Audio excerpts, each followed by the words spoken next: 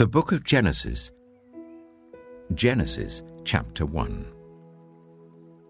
In the beginning, God created the heavens and the earth. Now the earth was formless and empty.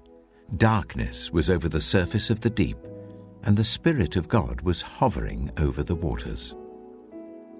And God said, "Let there be light." And there was light. God saw that the light was good, and he separated the light from the darkness. God called the light day, and the darkness he called night.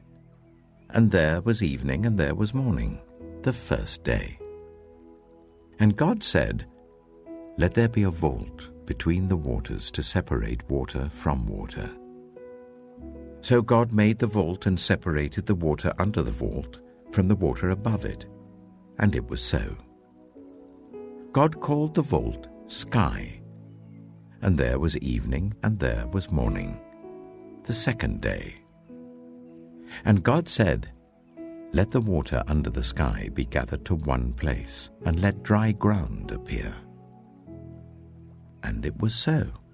God called the dry ground land, and the gathered waters he called seas.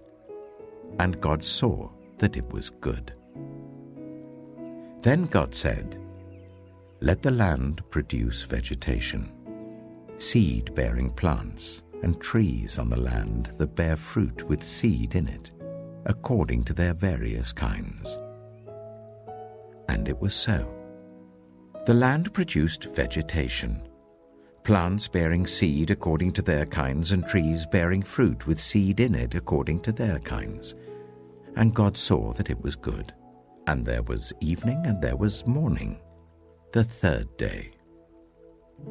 And God said, "Let there be lights in the vault of the sky, to separate the day from the night, and let them serve as signs to mark sacred times and days and years. And let them be lights in the vault of the sky to give light on the earth." And it was so. God made two great lights, the greater light to govern the day, and the lesser light to govern the night. He also made the stars. God set them in the vault of the sky to give light on the earth, to govern the day and the night, and to separate light from darkness. And God saw that it was good. And there was evening, and there was morning, the fourth day. And God said, "Let the water teem with living creatures, and let birds fly above the earth, across the vault of the sky." So God created the great creatures of the sea, and every living thing with which the water teems and that moves about in it, according to their kinds, and every winged bird according to its kind. And God saw that it was good. God blessed them and said, "Be fruitful, and increase in number, and fill the water in the seas, and let the birds increase on the earth." And there was evening, and there was morning, the fifth day. And God said, "Let the land produce living creatures according to their kinds, the livestock, the creatures that move along the ground, and the wild animals, each according to its kind." And it was so. God made the wild animals according to their kinds, the livestock according to their kinds, and all the creatures that move along the ground according to their kinds. And God saw that it was good.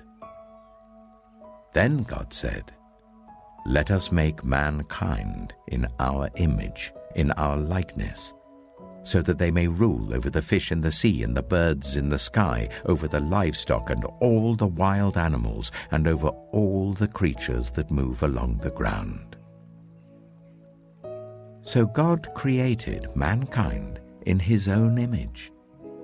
In the image of God he created them, male and female he created them.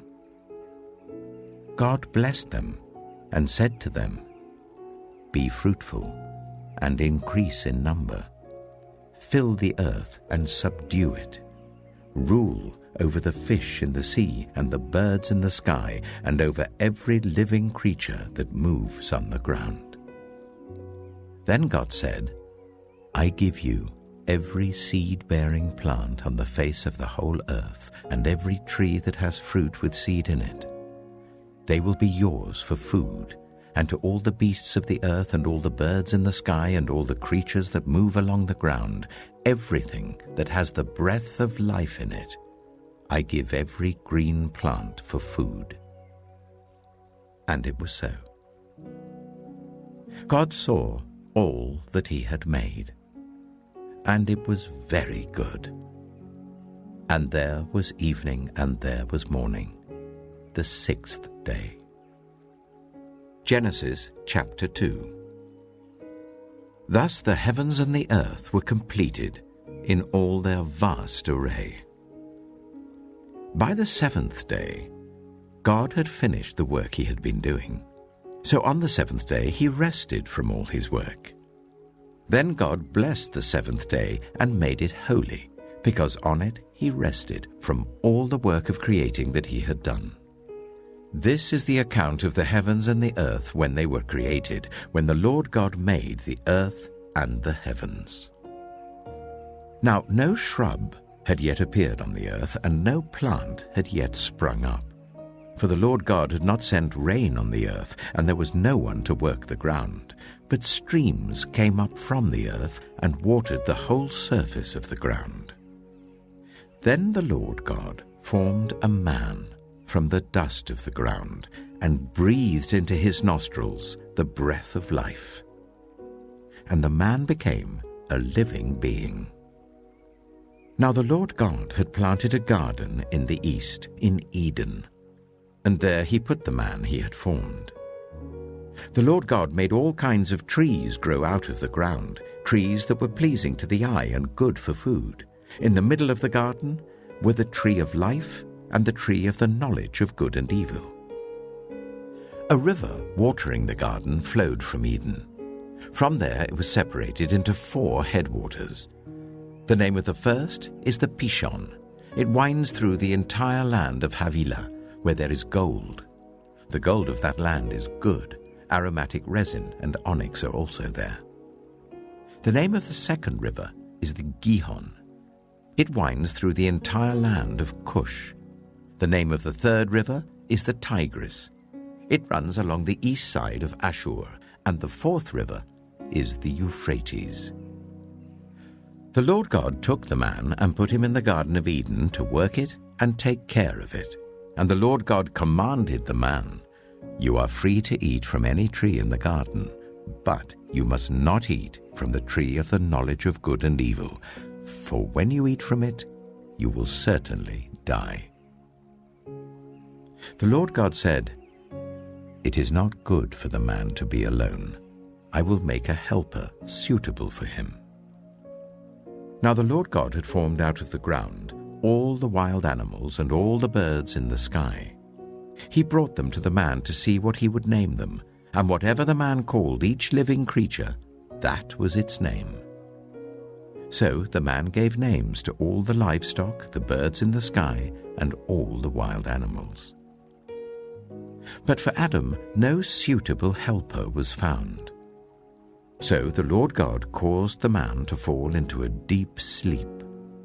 And while he was sleeping, he took one of the man's ribs and then closed up the place with flesh. Then the Lord God made a woman from the rib he had taken out of the man, and he brought her to the man. The man said, This is now bone of my bones and flesh of my flesh. She shall be called woman, for she was taken out of man. That is why a man leaves his father and mother and is united to his wife, and they become one flesh. Adam and his wife were both naked, and they felt no shame. Genesis chapter 3. Now the snake was more crafty than any of the wild animals the Lord God had made. He said to the woman, Did God really say, You must not eat from any tree in the garden? The woman said to the snake, We may eat fruit from the trees in the garden, but God did say, you must not eat fruit from the tree that is in the middle of the garden, and you must not touch it, or you will die." "You will not certainly die," the snake said to the woman. "For God knows that when you eat from it, your eyes will be opened, and you will be like God, knowing good and evil." When the woman saw that the fruit of the tree was good for food and pleasing to the eye, and also desirable for gaining wisdom, she took some and ate it. She also gave some to her husband who was with her, and he ate it. Then the eyes of both of them were opened, and they realized they were naked. So they sewed fig leaves together and made coverings for themselves. Then the man and his wife heard the sound of the Lord God as he was walking in the garden in the cool of the day. And they hid from the Lord God among the trees of the garden. But the Lord God called to the man, "Where are you?" He answered, "I heard you in the garden, and I was afraid because I was naked, so I hid." And he said, "Who told you that you were naked? Have you eaten from the tree that I commanded you not to eat from?" The man said, "The woman you put here with me, she gave me some fruit from the tree, and I ate it." Then the Lord God said to the woman, "What is this you have done?" The woman said, "The snake deceived me, and I ate." So the Lord God said to the snake, "Because you have done this, cursed are you above all livestock and all wild animals. You will crawl on your belly, and you will eat dust all the days of your life. And I will put enmity between you and the woman, and between your offspring and hers. He will crush your head, and you will strike his heel." To the woman he said, "I will make your pains in childbearing very severe. With painful labor you will give birth to children. Your desire will be for your husband, and he will rule over you." To Adam he said, "Because you listened to your wife and ate fruit from the tree about which I commanded you, you must not eat from it. Cursed is the ground because of you. Through painful toil you will eat food from it all the days of your life. It will produce thorns and thistles for you, and you will eat the plants of the field. By the sweat of your brow you will eat your food, until you return to the ground, since from it you were taken. For dust you are, and to dust you will return." Adam named his wife Eve, because she would become the mother of all the living. The Lord God made garments of skin for Adam and his wife and clothed them. And the Lord God said, "The man has now become like one of us, knowing good and evil. He must not be allowed to reach out his hand and take also from the tree of life and eat, and live forever." So the Lord God banished him from the Garden of Eden to work the ground from which he had been taken. After he drove the man out, he placed on the east side of the Garden of Eden cherubim and a flaming sword flashing back and forth to guard the way to the tree of life. Genesis chapter 4. Adam made love to his wife Eve, and she became pregnant and gave birth to Cain. She said, "With the help of the Lord I have brought forth a man." Later she gave birth to his brother Abel. Now Abel kept flocks, and Cain worked the soil. In the course of time, Cain brought some of the fruits of the soil as an offering to the Lord. But Abel also brought an offering, fat portions from some of the firstborn of his flock. The Lord looked with favor on Abel and his offering, but on Cain and his offering he did not look with favor. So Cain was very angry, and his face was downcast. Then the Lord said to Cain, "Why are you angry? Why is your face downcast? If you do what is right, will you not be accepted? But if you do not do what is right, sin is crouching at your door. It desires to have you, but you must rule over it." Now Cain said to his brother Abel, "Let's go out to the field." While they were in the field, Cain attacked his brother Abel and killed him. Then the Lord said to Cain, "Where is your brother Abel?" "I don't know," he replied. "Am I my brother's keeper?" The Lord said, "What have you done? Listen, your brother's blood cries out to me from the ground. Now you are under a curse and driven from the ground, which opened its mouth to receive your brother's blood from your hand. When you work the ground, it will no longer yield its crops for you. You will be a restless wanderer on the earth." Cain said to the Lord, "My punishment is more than I can bear. Today you are driving me from the land, and I will be hidden from your presence. I will be a restless wanderer on the earth, and whoever finds me will kill me." But the Lord said to him, "Not so. Anyone who kills Cain will suffer vengeance 7 times over." Then the Lord put a mark on Cain, so that no one who found him would kill him. So Cain went out from the Lord's presence and lived in the land of Nod, east of Eden. Cain made love to his wife, and she became pregnant and gave birth to Enoch. Cain was then building a city, and he named it after his son Enoch. To Enoch was born Irad, and Irad was the father of Mehujael, and Mehujael was the father of Methusael, and Methusael was the father of Lamech. Lamech married 2 women, one named Ada and the other Zillah. Ada gave birth to Jabal. He was the father of those who live in tents and raise livestock. His brother's name was Jubal. He was the father of all who play stringed instruments and pipes. Zillah also had a son, Tubal-Cain, who forged all kinds of tools out of bronze and iron. Tubal-Cain's sister was Naamah. Lamech said to his wives, "Ada and Zillah, listen to me. Wives of Lamech, hear my words. I have killed a man for wounding me, a young man for injuring me.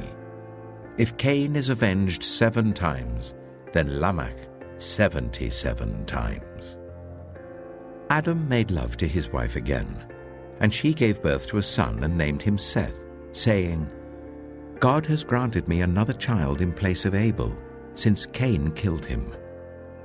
Seth also had a son, and he named him Enosh. At that time, people began to call on the name of the Lord. Genesis chapter 5. This is the written account of Adam's family line. When God created mankind, he made them in the likeness of God. He created them male and female and blessed them, and he named them mankind when they were created. When Adam had lived 130 years, he had a son in his own likeness, in his own image, and he named him Seth.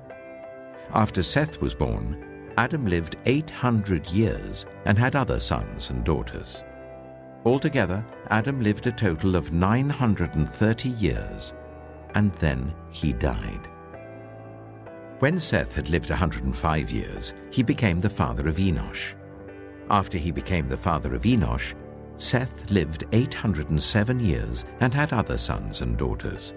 Altogether, Seth lived a total of 912 years, and then he died. When Enosh had lived 90 years, he became the father of Kenan. After he became the father of Kenan, Enosh lived 815 years and had other sons and daughters. Altogether, Enosh lived a total of 905 years, and then he died. When Kenan had lived 70 years, he became the father of Mahalalel. After he became the father of Mahalalel, Kenan lived 840 years and had other sons and daughters. Altogether, Kenan lived a total of 910 years, and then he died. When Mahalalel had lived 65 years, he became the father of Jared. After he became the father of Jared, Mahalalel lived 830 years and had other sons and daughters. Altogether, Mahalalel lived a total of 895 years, and then he died. When Jared had lived 162 years, he became the father of Enoch. After he became the father of Enoch, Jared lived 800 years and had other sons and daughters. Altogether, Jared lived a total of 962 years, and then he died. When Enoch had lived 65 years, he became the father of Methuselah. After he became the father of Methuselah, Enoch walked faithfully with God 300 years and had other sons and daughters. Altogether, Enoch lived a total of 365 years. Enoch walked faithfully with God. Then he was no more, because God took him away. When Methuselah had lived 187 years, he became the father of Lamech. After he became the father of Lamech, Methuselah lived 782 years and had other sons and daughters. Altogether, Methuselah lived a total of 969 years, and then he died. When Lamech had lived 182 years, he had a son.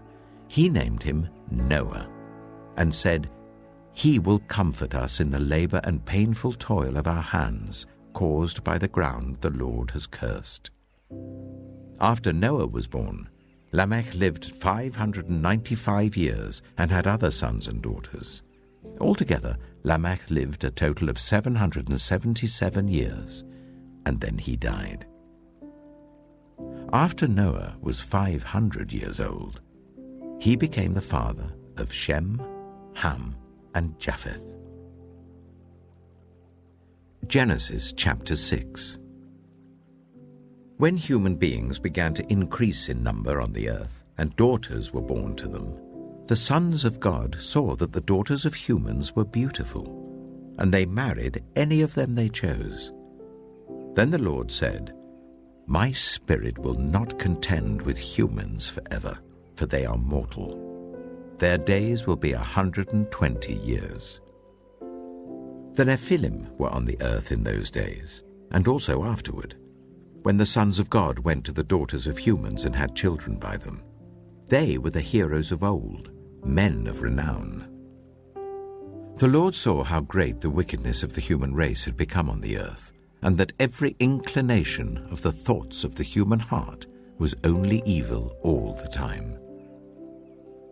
The Lord regretted that he had made human beings on the earth, and his heart was deeply troubled.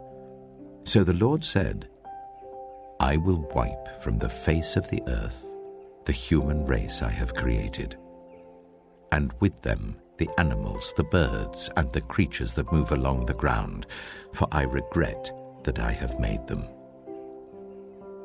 But Noah found favor in the eyes of the Lord.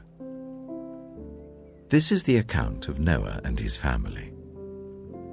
Noah was a righteous man, blameless among the people of his time, and he walked faithfully with God. Noah had 3 sons, Shem, Ham, and Japheth. Now the earth was corrupt in God's sight, and was full of violence. God saw how corrupt the earth had become, for all the people on the earth had corrupted their ways. So God said to Noah, "I am going to put an end to all people, for the earth is filled with violence because of them. I am surely going to destroy both them and the earth. So make yourself an ark of cypress wood, make rooms in it, and coat it with pitch inside and out. This is how you are to build it. The ark is to be 300 cubits long, 50 cubits wide, and 30 cubits high.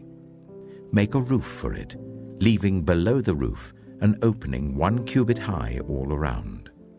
Put a door in the side of the ark and make lower, middle, and upper decks.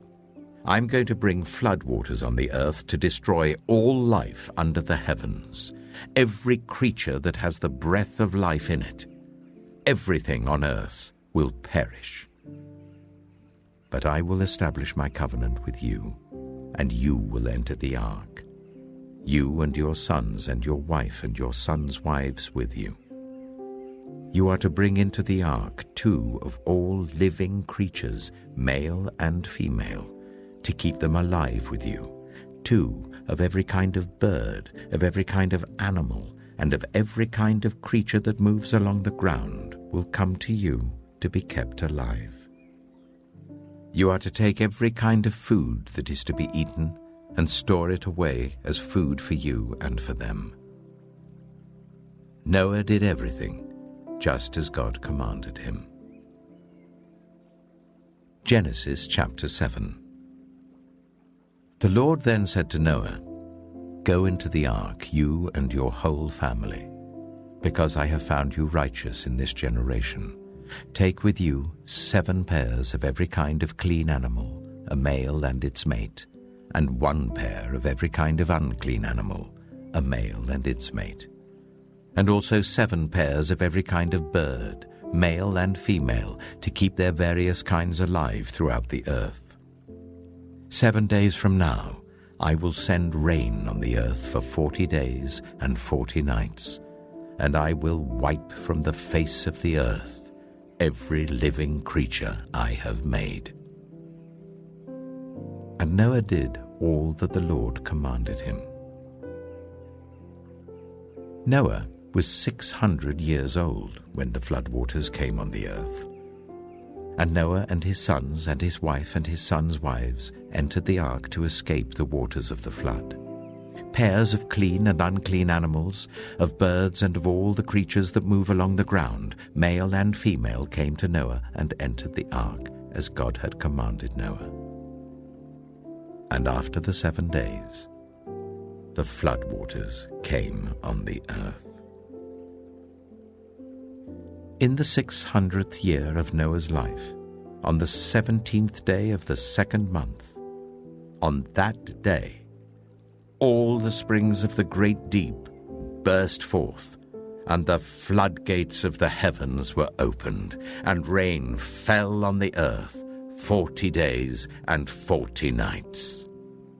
On that very day, Noah and his sons, Shem, Ham, and Japheth, together with his wife and the wives of his 3 sons, entered the ark.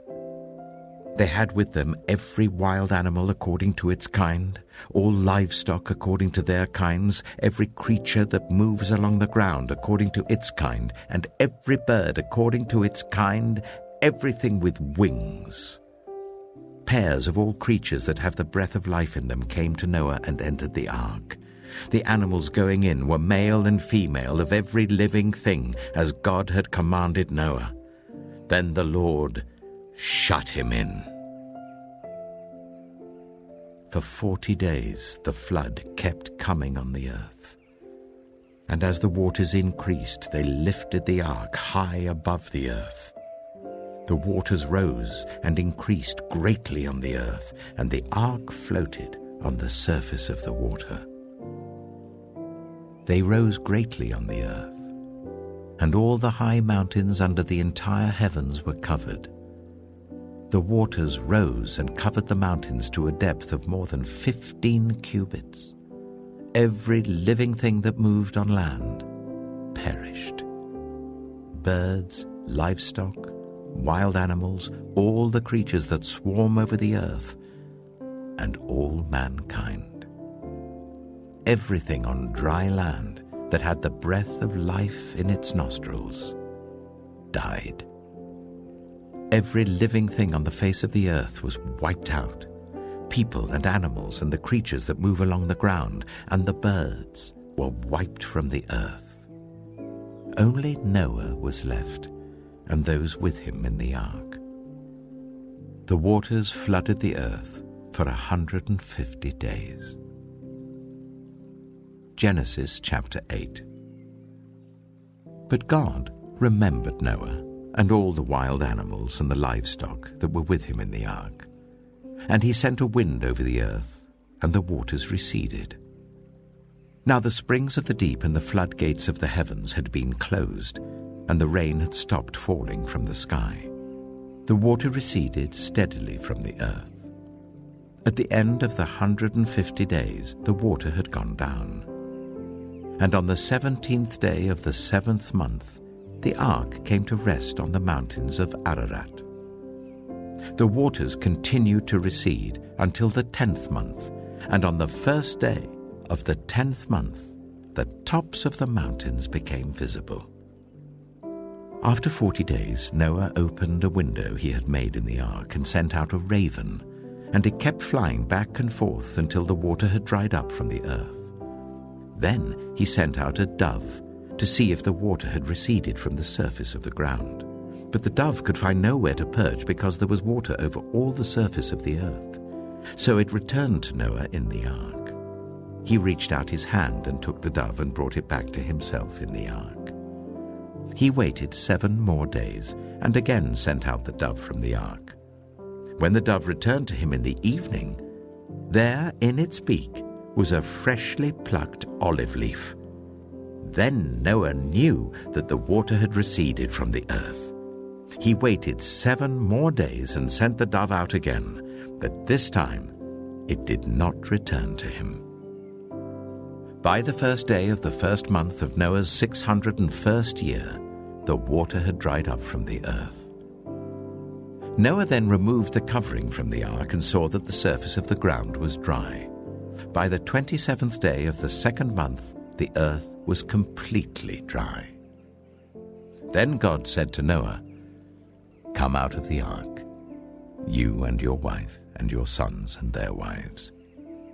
Bring out every kind of living creature that is with you, the birds, the animals, and all the creatures that move along the ground, so they can multiply on the earth and be fruitful and increase in number on it." So Noah came out, together with his sons and his wife and his sons' wives. All the animals and all the creatures that move along the ground and all the birds, everything that moves on land, came out of the ark, one kind after another. Then Noah built an altar to the Lord, and taking some of all the clean animals and clean birds, he sacrificed burnt offerings on it. The Lord smelled the pleasing aroma and said in his heart, "Never again will I curse the ground because of humans, even though every inclination of the human heart is evil from childhood. And never again will I destroy all living creatures as I have done. As long as the earth endures, seed time and harvest, cold and heat, summer and winter, day and night will never cease." Genesis chapter 9. Then God blessed Noah and his sons, saying to them, "Be fruitful and increase in number and fill the earth. The fear and dread of you will fall on all the beasts of the earth and on all the birds in the sky, on every creature that moves along the ground and on all the fish in the sea. They are given into your hands. Everything that lives and moves about will be food for you. Just as I gave you the green plants, I now give you everything. But you must not eat meat that has its lifeblood still in it. And for your lifeblood I will surely demand an accounting. I will demand an accounting from every animal, and from each human being too I will demand an accounting for the life of another human being. Whoever sheds human blood by humans, shall their blood be shed. For in the image of God has God made mankind. As for you, be fruitful and increase in number. Multiply on the earth and increase upon it." Then God said to Noah and to his sons with him, "I now establish my covenant with you and with your descendants after you, and with every living creature that was with you, the birds, the livestock, and all the wild animals, all those that came out of the ark with you, every living creature on earth. I establish my covenant with you. Never again will all life be destroyed by the waters of a flood. Never again will there be a flood to destroy the earth."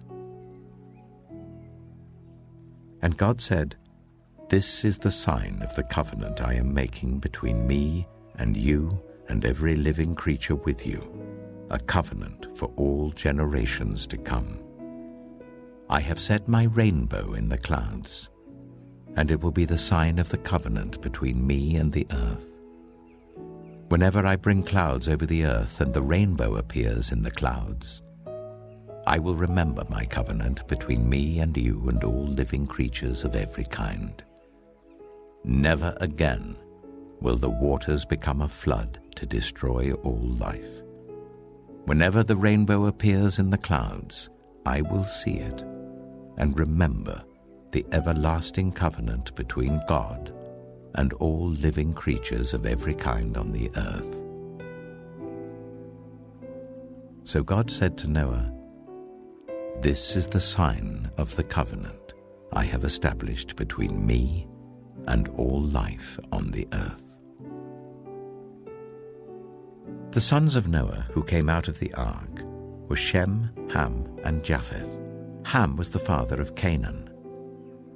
These were the 3 sons of Noah, and from them came the people who were scattered over the whole earth.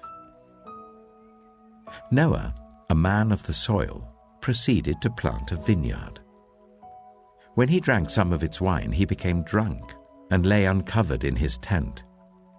Ham, the father of Canaan, saw his father naked and told his 2 brothers outside. But Shem and Japheth took a garment and laid it across their shoulders. Then they walked in backward and covered their father's naked body. Their faces were turned the other way so that they would not see their father naked. When Noah awoke from his wine and found out what his youngest son had done to him, he said, "Cursed be Canaan.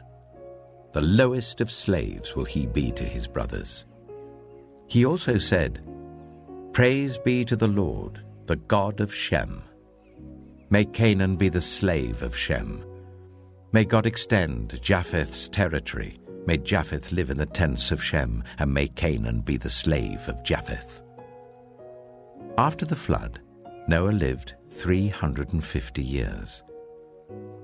Noah lived a total of 950 years, and then he died. Genesis chapter 10. This is the account of Shem, Ham, and Japheth, Noah's sons, who themselves had sons after the flood. The sons of Japheth: Gomer, Magog, Madai, Javan, Tubal, Meshach, and Tiras. The sons of Gomer: Ashkenaz, Riphath, and Togarmah. The sons of Javan: Elisha, Tarshish, the Kittites, and the Rodanites. From these the maritime peoples spread out into their territories by their clans within their nations, each with its own language. The sons of Ham: Cush, Egypt, Put, and Canaan.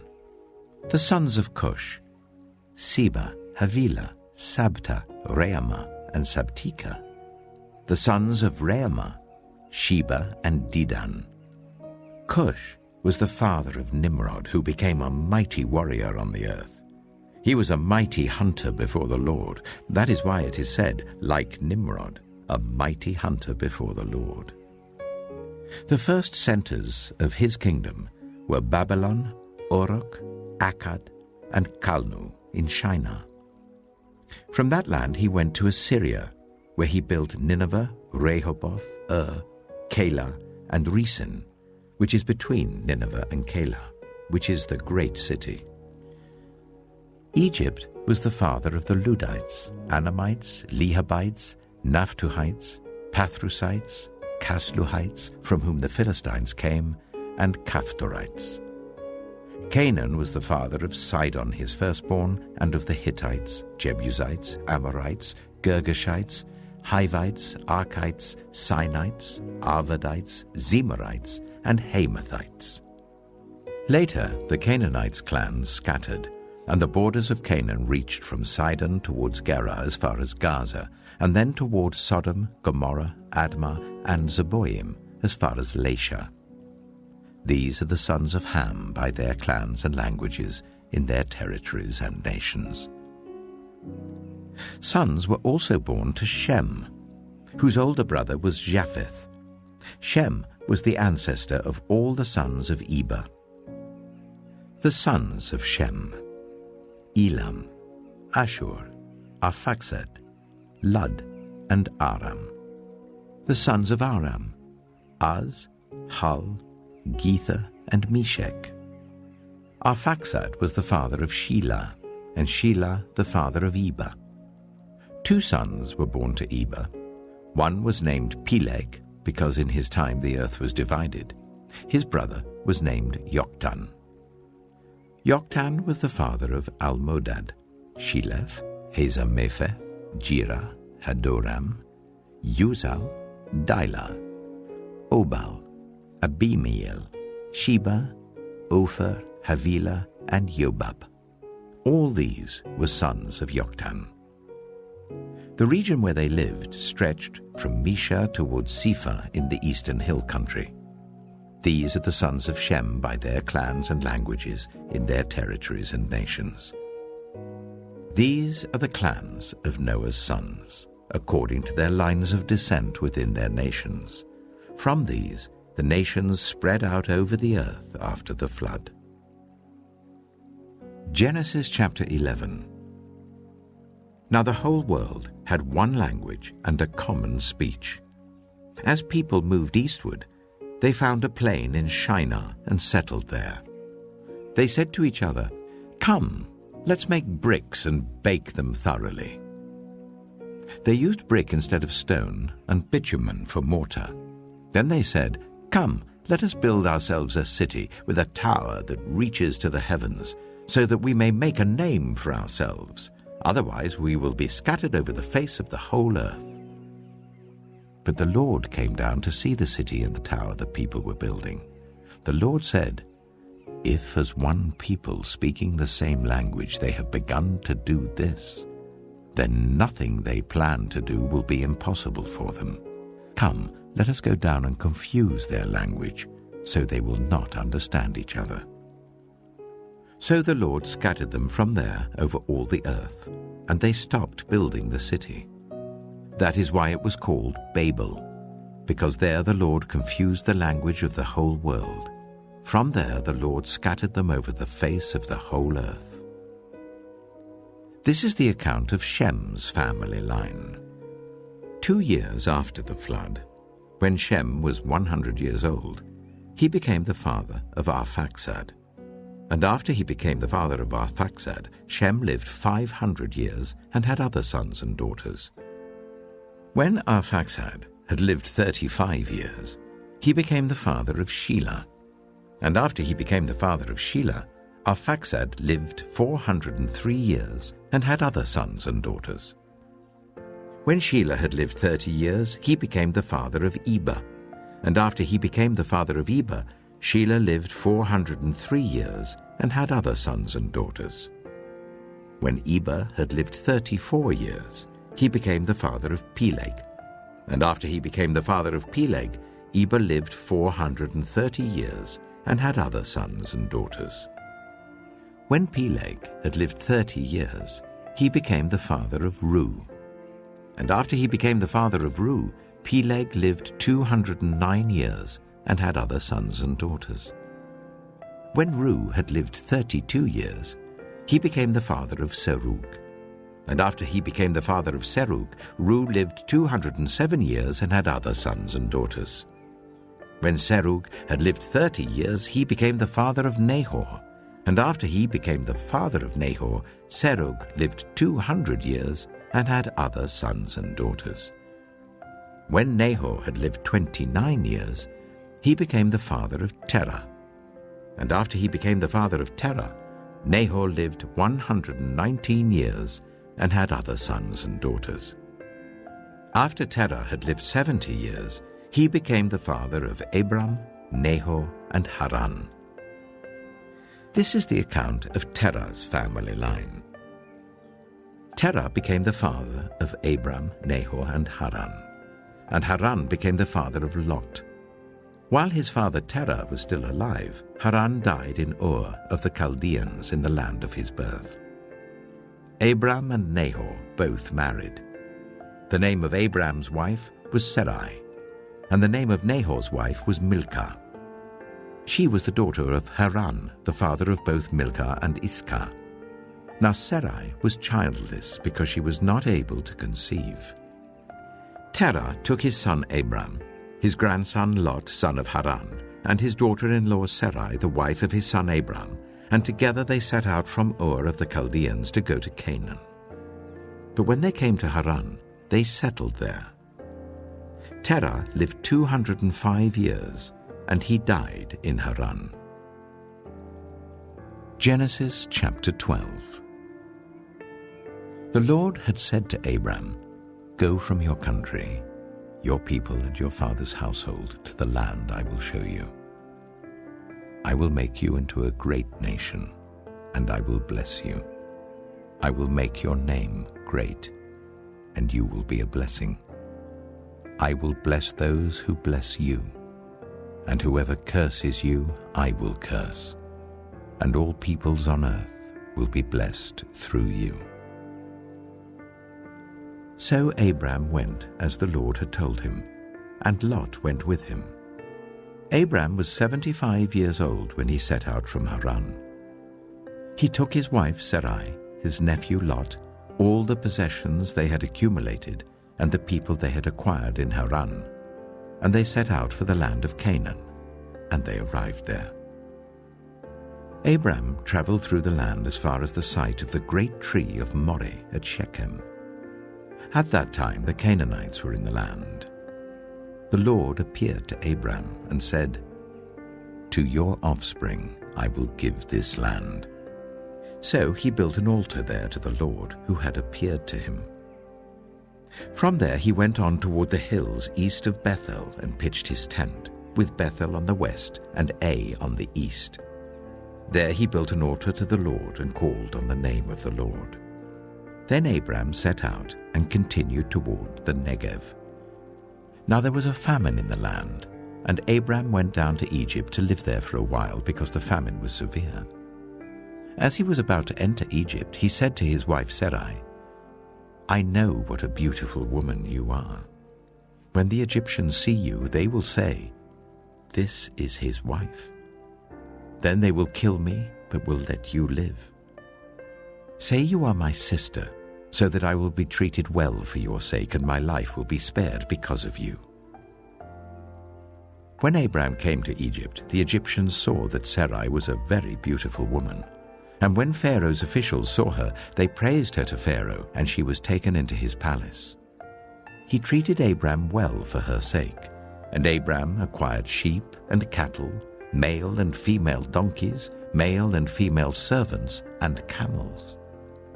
But the Lord inflicted serious diseases on Pharaoh and his household because of Abram's wife Sarai.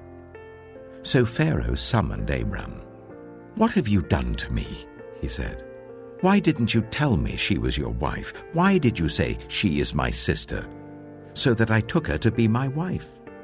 Now then, here is your wife. Take her and go." Then Pharaoh gave orders about Abram to his men, and they sent him on his way with his wife and everything he had. Genesis chapter 13. So Abram went up from Egypt to the Negev with his wife and everything he had, and Lot went with him. Abram had become very wealthy in livestock and in silver and gold. From the Negev he went from place to place until he came to Bethel, to the place between Bethel and Ai where his tent had been earlier, and where he had first built an altar. There Abram called on the name of the Lord. Now Lot, who was moving about with Abram, also had flocks and herds and tents. But the land could not support them while they stayed together, for their possessions were so great that they were not able to stay together. And quarreling arose between Abram's herdsmen and Lot's. The Canaanites and Perizzites were also living in the land at that time. So Abram said to Lot, "Let's not have any quarreling between you and me and between your herdsmen and mine, for we are close relatives. Is not the whole land before you? Let's part company. If you go to the left, I'll go to the right. If you go to the right, I'll go to the left." Lot looked around and saw that the whole plain of the Jordan toward Zoar was well watered, like the garden of the Lord, like the land of Egypt. This was before the Lord destroyed Sodom and Gomorrah. So Lot chose for himself the whole plain of the Jordan and set out toward the east. The two men parted company. Abram lived in the land of Canaan, while Lot lived among the cities of the plain and pitched his tents near Sodom. Now the people of Sodom were wicked and were sinning greatly against the Lord. The Lord said to Abram after Lot had parted from him, "Look around from where you are to the north and south, to the east and west. All the land that you see, I will give to you and your offspring forever. I will make your offspring like the dust of the earth, so that if anyone could count the dust, then your offspring could be counted. Go, walk through the length and breadth of the land, for I am giving it to you." So Abram went to live near the great trees of Mamre at Hebron, where he pitched his tents. There he built an altar to the Lord. Genesis chapter 14. At the time when Amraphel was king of Shinar, Arioch, king of Elasah, Kedorlaomer, king of Elam, and Tidal, king of Goyim, these kings went to war against Bera, king of Sodom, Bersha, king of Gomorrah, Shinab, king of Admah, Shemeba, king of Zeboim, and the king of Bela, that is Zoar. All these latter kings joined forces in the valley of Siddim, that is the Dead Sea Valley. For 12 years they had been subject to Kedorlaomer, but in the 13th year they rebelled. In the 14th year, Kedorlaomer and the kings allied with him went out and defeated the Rephaites in Ashtaroth-Karnaim, the Zuzites in Ham, the Emites in Sheva, Kiriathaim, and the Horites in the hill country of Seir as far as El Paran, near the desert. Then they turned back and went to En-Mishvat, that is Kadesh, and they conquered the whole territory of the Amalekites, as well as the Amorites who were living in Hazazon Tamar. Then the king of Sodom, the king of Gomorrah, the king of Admah, the king of Zeboim, and the king of Bela, that is Zoar, marched out and drew up their battle lines in the valley of Siddim against Kedorlaomer, king of Elam, Tidal, king of Goim, Amraphel, king of Shinar, and Arioch, king of Elasah, 4 kings against 5. Now the valley of Siddim was full of tar pits, and when the kings of Sodom and Gomorrah fled, some of the men fell into them and the rest fled to the hills. The 4 kings seized all the goods of Sodom and Gomorrah and all their food. Then they went away. They also carried off Abram's nephew, Lot, and his possessions, since he was living in Sodom. A man who had escaped came and reported this to Abram the Hebrew. Now Abram was living near the great trees of Mamre the Amorite, a brother of Eshcol and Ane, all of whom were allied with Abram. When Abram heard that his relative had been taken captive, he called out 318 trained men born in his household and went in pursuit as far as Dan. During the night, Abram divided his men to attack them, and he routed them, pursuing them as far as Hobah, north of Damascus. He recovered all the goods and brought back his relative Lot and his possessions, together with the women and the other people. After Abram returned from defeating Kedorlaomer and the kings allied with him, the king of Sodom came out to meet him in the valley of Shaveh, that is the king's valley. Then Melchizedek, king of Salem, brought out bread and wine. He was priest of God Most High, and he blessed Abram, saying, "Blessed be Abram by God Most High, creator of heaven and earth. And praise be to God Most High, who delivered your enemies into your hand." Then Abram gave him 1/10 of everything. The king of Sodom said to Abram, "Give me the people and keep the goods for yourself." But Abram said to the king of Sodom, With raised hand I have sworn an oath to the Lord, God Most High, Creator of heaven and earth, that I will accept nothing belonging to you, not even a thread or the strap of a sandal, so that you will never be able to say, I made Abram rich. I will accept nothing but what my men have eaten and the share that belongs to the men who went with me, to Ane, Eshcol, and Mamre. Let them have their share. Genesis chapter 15. After this, the word of the Lord came to Abram in a vision. Do not be afraid, Abram. I am your shield, your very great reward. But Abram said, Sovereign Lord, what can you give me since I remain childless? And the one who will inherit my estate is Eliezer of Damascus. And Abram said, You have given me no children, so a servant in my household will be my heir. Then the word of the Lord came to him. This man will not be your heir, but a son who is your own flesh and blood will be your heir. He took him outside and said, Look up at the sky and count the stars, if indeed you can count them. Then he said to him, So shall your offspring be. Abram believed the Lord, and he credited to him as righteousness. He also said to him, I am the Lord, who brought you out of Ur of the Chaldeans, to give you this land to take possession of it. But Abram said, Sovereign Lord, how can I know that I will gain possession of it? So the Lord said to him, Bring me a heifer, a goat, and a ram, each 3 years old, along with a dove and a young pigeon. Abram brought all these to him, cut them in two, and arranged the halves opposite each other. The birds, however, he did not cut in half. Then birds of prey came down on the carcasses, but Adam drove them away. As the sun was setting, Abram fell into a deep sleep, and a thick and dreadful darkness came over him.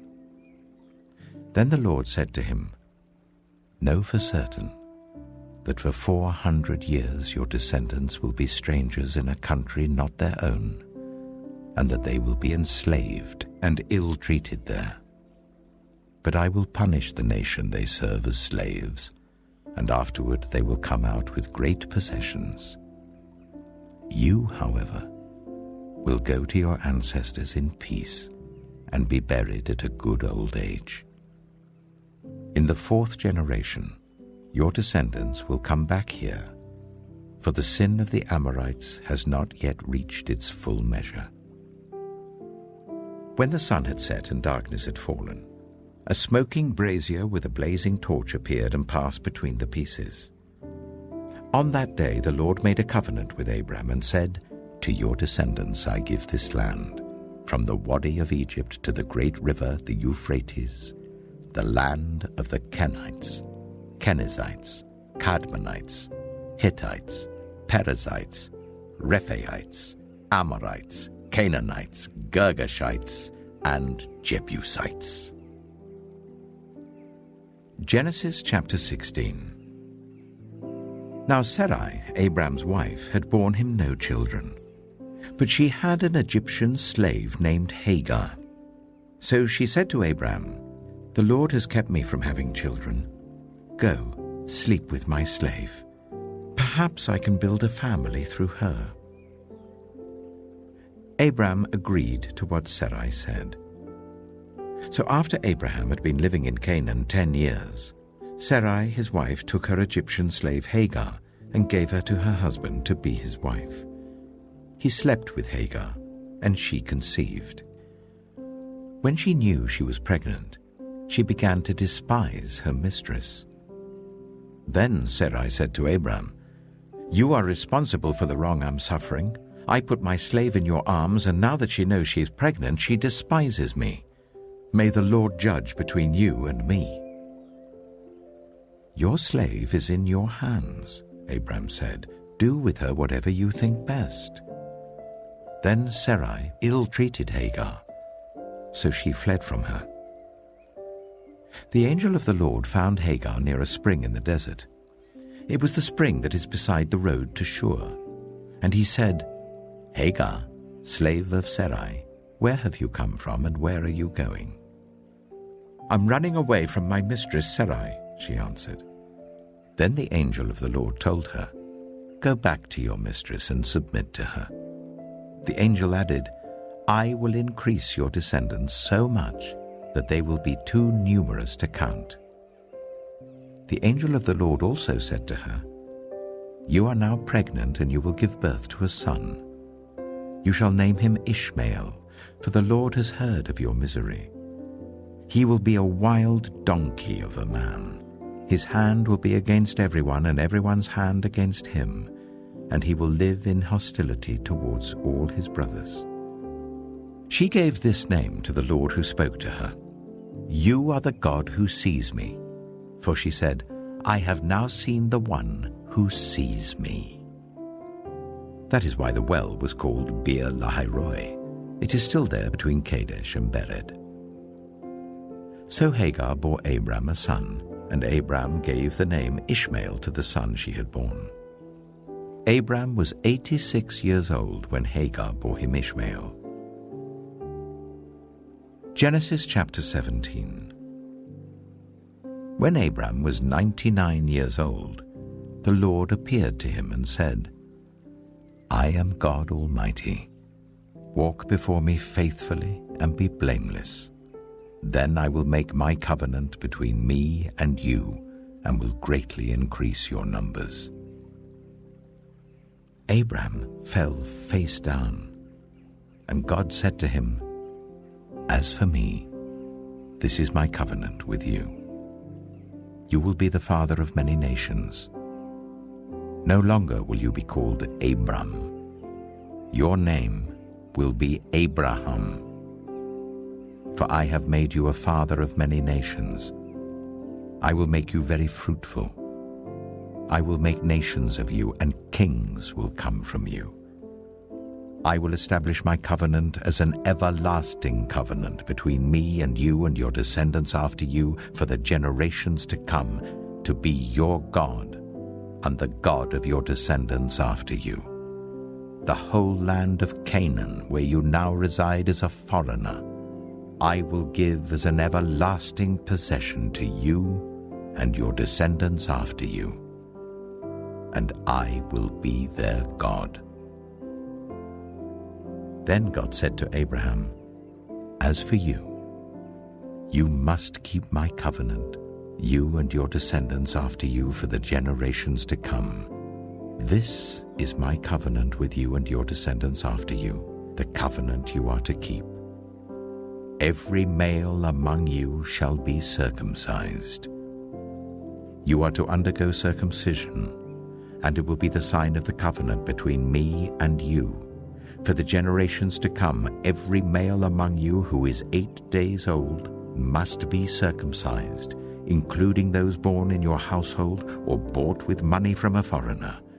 Those who are not your offspring, whether born in your household or bought with your money, they must be circumcised. My covenant in your flesh is to be an everlasting covenant. Any uncircumcised male who has not been circumcised in the flesh will be cut off from his people. He has broken my covenant." God also said to Abraham, "As for Sarai, your wife, you are no longer to call her Sarai. Her name will be Sarah. I will bless her and will surely give you a son by her. I will bless her, so she will be the mother of nations. Kings of peoples will come from her." Abraham fell face down. He laughed and said to himself, "Will a son be born to a man 100 years old? Will Sarah bear a child at the age of 90? And Abraham said to God, "If only Ishmael might live under your blessing." Then God said, "Yes, but your wife Sarah will bear you a son, and you will call him Isaac. I will establish my covenant with him as an everlasting covenant for his descendants after him. And as for Ishmael, I have heard you. I will surely bless him. I will make him fruitful and will greatly increase his numbers. He will be the father of 12 rulers, and I will make him into a great nation. But my covenant I will establish with Isaac, whom Sarah will bear to you by this time next year." When he had finished speaking with Abraham, God went up from him. On that very day, Abraham took his son Ishmael, and all those born in his household or bought with his money, every male in his household, and circumcised them as God told him. Abraham was 99 years old when he was circumcised, and his son Ishmael was 13. Abraham and his son Ishmael were both circumcised on that very day, and every male in Abraham's household, including those born in his household or bought from a foreigner, was circumcised with him. Genesis chapter 18. The Lord appeared to Abraham near the great trees of Mamre, while he was sitting at the entrance to his tent in the heat of the day. Abraham looked up and saw 3 men standing nearby. When he saw them, he hurried from the entrance of his tent to meet them and bowed low to the ground. He said, "If I have found favor in your eyes, my Lord, do not pass your servant by. Let a little water be brought, and then you may all wash your feet and rest under this tree. Let me get you something to eat, so you can be refreshed and then go on your way, now that you have come to your servant." "Very well," they answered. "Do as you say." So Abraham hurried into the tent to Sarah. "Quick," he said, "get 3 seahs of the finest flour and knead it and bake some bread." Then he ran to the herd and selected a choice tender calf and gave it to a servant who hurried to prepare it. He then brought some curds and milk and the calf that had been prepared and set these before them. While they ate, he stood near them under a tree.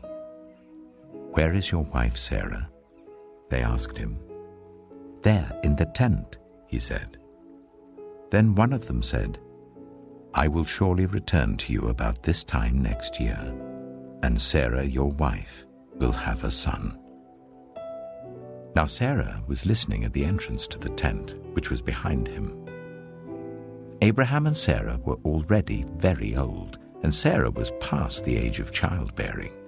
So Sarah laughed to herself as she thought, "After I'm worn out and my Lord is old, will I now have this pleasure?" Then the Lord said to Abraham, "Why did Sarah laugh and say, 'Will I really have a child now that I am old?' Is anything too hard for the Lord? I will return to you at the appointed time next year, and Sarah will have a son." Sarah was afraid, so she lied and said, "I did not laugh." But he said, "Yes, you did laugh." When the men got up to leave, they looked down toward Sodom, and Abraham walked along with them to see them on their way. Then the Lord said, "Shall I hide from Abraham what I am about to do? Abraham will surely become a great and powerful nation, and all nations on earth will be blessed through him, for I have chosen him so that he will direct his children and his household after him to keep the way of the Lord by doing what is right and just, so that the Lord will bring about for Abraham what he has promised him." Then the Lord said, "The outcry against Sodom and Gomorrah is so great, and their sin so grievous, that I will go down and see if what they have done is as bad as the outcry that has reached me. If not, I will know." The men turned away and went toward Sodom, but Abraham remained standing before the Lord. Then Abraham approached him and said, "Will you sweep away the righteous with the wicked? What if there are 50 righteous people in the city? Will you really sweep it away and not spare the place for the sake of the 50 righteous people in it? Far be it from you to do such a thing, to kill the righteous with the wicked, treating the righteous and the wicked alike? Far be it from you. Will not the judge of all the earth do right? The Lord said, if I find 50 righteous people in the city of Sodom, I will spare the whole place for their sake. Then Abraham spoke up again. Now that I have been so bold as to speak to the Lord, though I am nothing but dust and ashes, what if the number of the righteous is 5 less than 50? Will you destroy the whole city for lack of 5 people?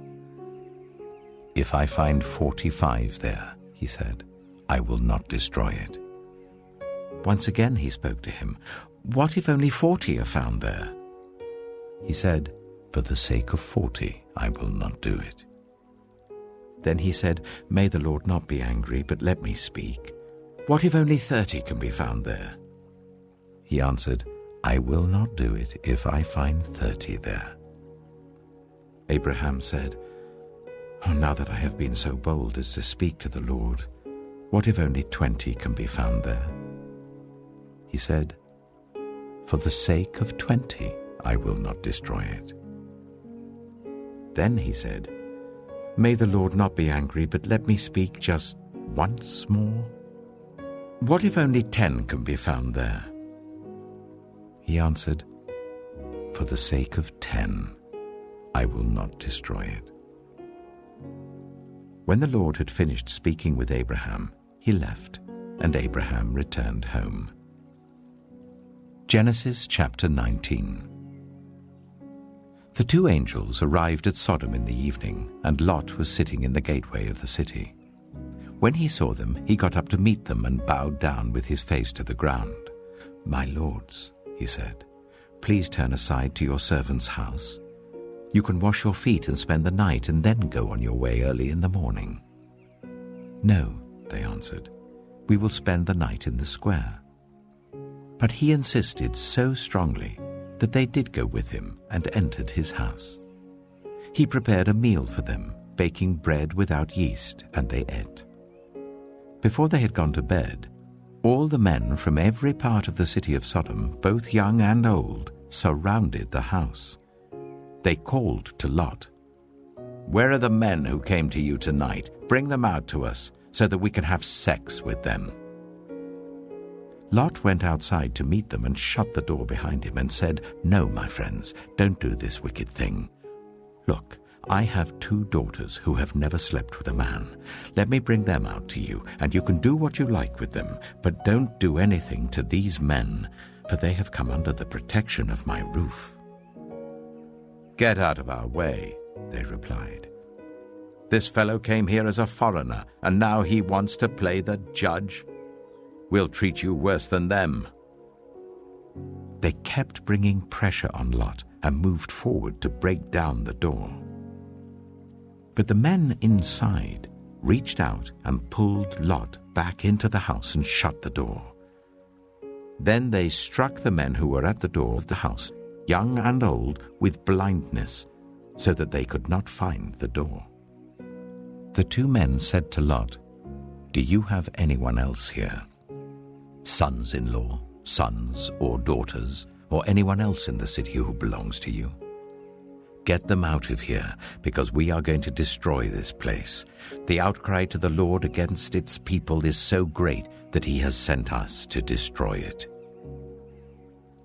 So Lot went out and spoke to his sons-in-law who were pledged to marry his daughters. He said, hurry and get out of this place, because the Lord is about to destroy the city. But his sons-in-law thought he was joking. With the coming of dawn, the angels urged Lot, saying, hurry! Take your wife and your 2 daughters who are here, or you will be swept away when the city is punished. When he hesitated, the men grasped his hand and the hands of his wife and of his 2 daughters and led them safely out of the city, for the Lord was merciful to them. As soon as they had brought them out, one of them said, Flee for your lives. Don't look back. And don't stop anywhere in the plain. Flee to the mountains, or you will be swept away." But Lot said to them, "No, my lords, please.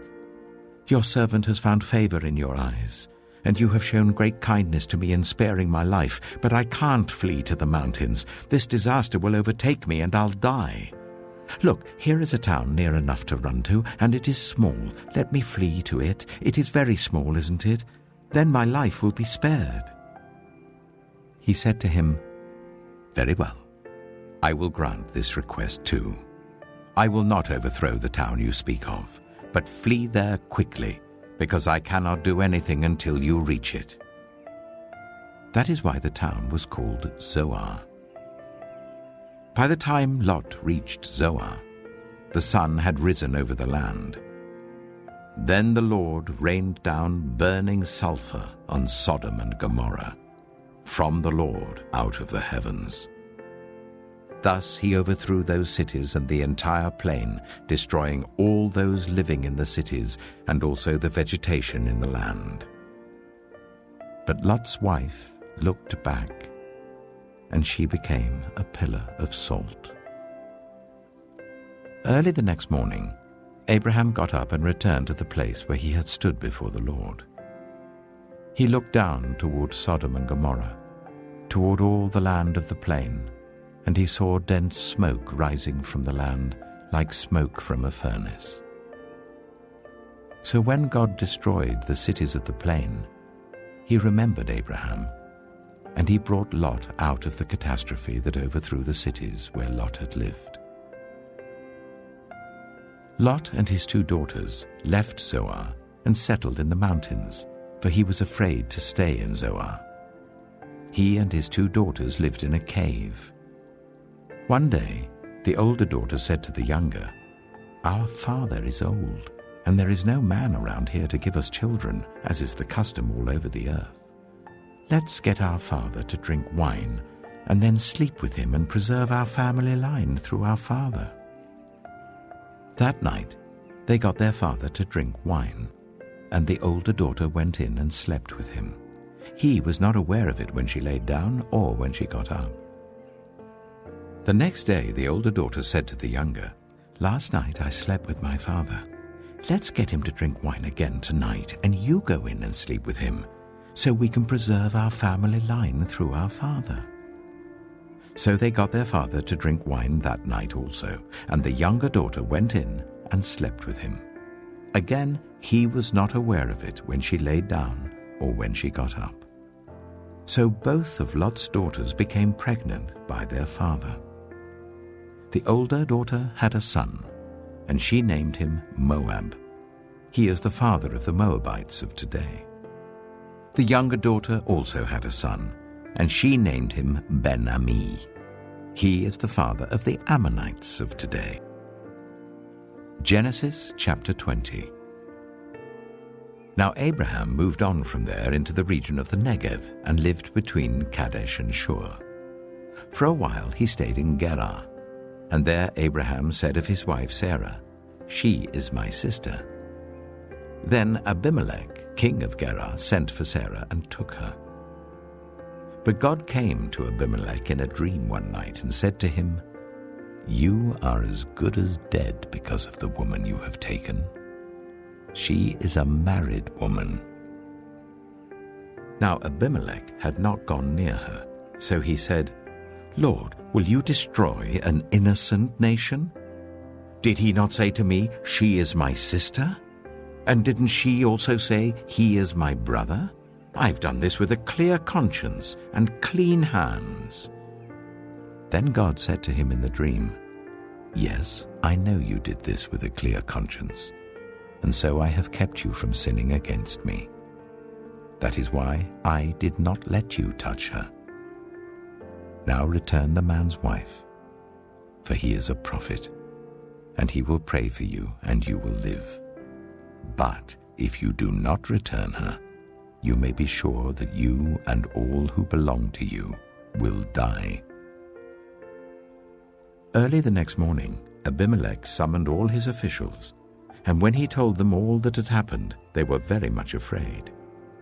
Then Abimelech called Abraham in and said, "What have you done to us? How have I wronged you that you have brought such guilt upon me and my kingdom? You have done things to me that should never be done." And Abimelech asked Abraham, "What was your reason for doing this?" Abraham replied, "I said to myself, 'There is surely no fear of God in this place, and they will kill me because of my wife. Besides, she really is my sister, the daughter of my father, though not of my mother, and she became my wife. And when God caused me to wander from my father's household, I said to her, This is how you can show your love to me. Everywhere we go, say of me, He is my brother.' Then Abimelech brought sheep and cattle and male and female slaves and gave them to Abraham, and he returned Sarah his wife to him. And Abimelech said, 'My land is before you. Live wherever you like.' To Sarah he said, 'I am giving your brother 1,000 shekels of silver. This is to cover the offense against you before all who are with you. You are completely vindicated.'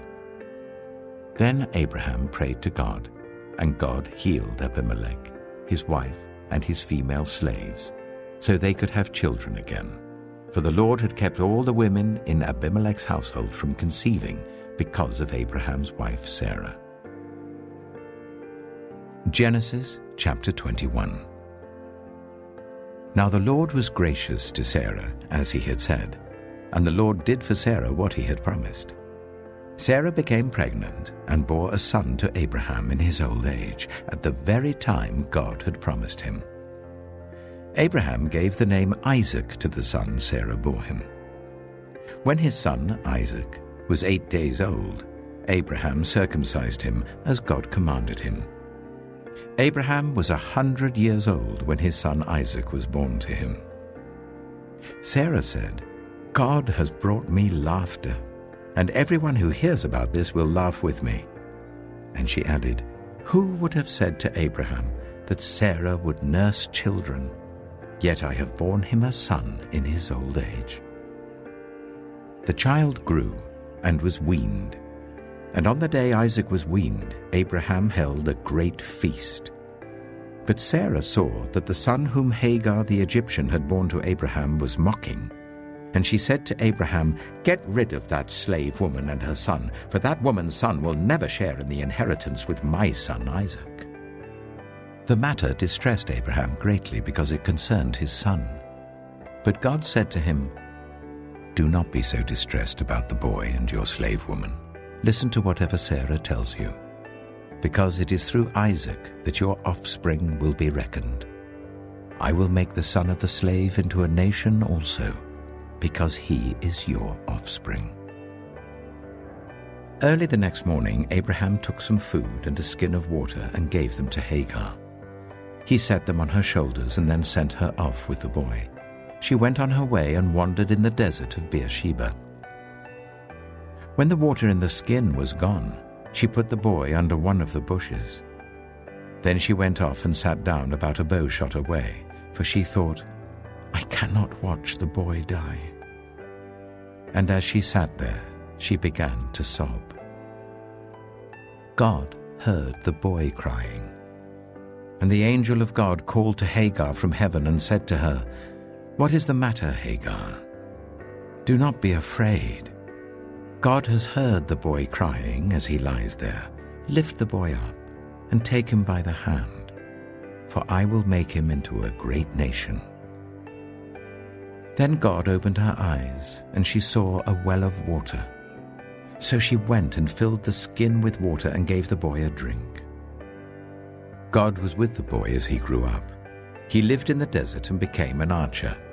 While he was living in the desert of Padan, his mother got a wife for him from Egypt. At that time, Abimelech and Phicol, the commander of his forces, said to Abraham, "God is with you in everything you do. Now swear to me here before God that you will not deal falsely with me or my children or my descendants. Show to me and the country where you now reside as a foreigner, the same kindness I have shown to you." Abraham said, "I swear it." Then Abraham complained to Abimelech about a well of water that Abimelech's servants had seized. But Abimelech said, "I don't know who has done this. You did not tell me, and I heard about it only today." So Abraham brought sheep and cattle and gave them to Abimelech, and the two men made a treaty. Abraham set apart 7 ewe lambs from the flock, and Abimelech asked Abraham, "What is the meaning of these 7 ewe lambs you have set apart by themselves?" He replied, "Accept these 7 lambs from my hand as a witness that I dug this well." So that place was called Beersheba, because the two men swore an oath there. After the treaty had been made at Beersheba, Abimelech and Phicol, the commander of his forces, returned to the land of the Philistines. Abraham planted a tamarisk tree in Beersheba, and there he called on the name of the Lord, the eternal God. And Abraham stayed in the land of the Philistines for a long time. Genesis chapter 22. Sometime later, God tested Abraham. He said to him, "Abraham." "Here I am," he replied. Then God said, "Take your son, your only son, whom you love, Isaac, and go to the region of Moriah. Sacrifice him there as a burnt offering on a mountain I will show you." Early the next morning, Abraham got up and loaded his donkey. He took with him 2 of his servants and his son Isaac. When he had cut enough wood for the burnt offering, he set out for the place God had told him about. On the 3rd day, Abraham looked up and saw the place in the distance. He said to his servants, "Stay here with the donkey while I and the boy go over there. We will worship, and then we will come back to you." Abraham took the wood for the burnt offering and placed it on his son Isaac, and he himself carried the fire and the knife. As the 2 of them went on together, Isaac spoke up and said to his father Abraham, "Father?"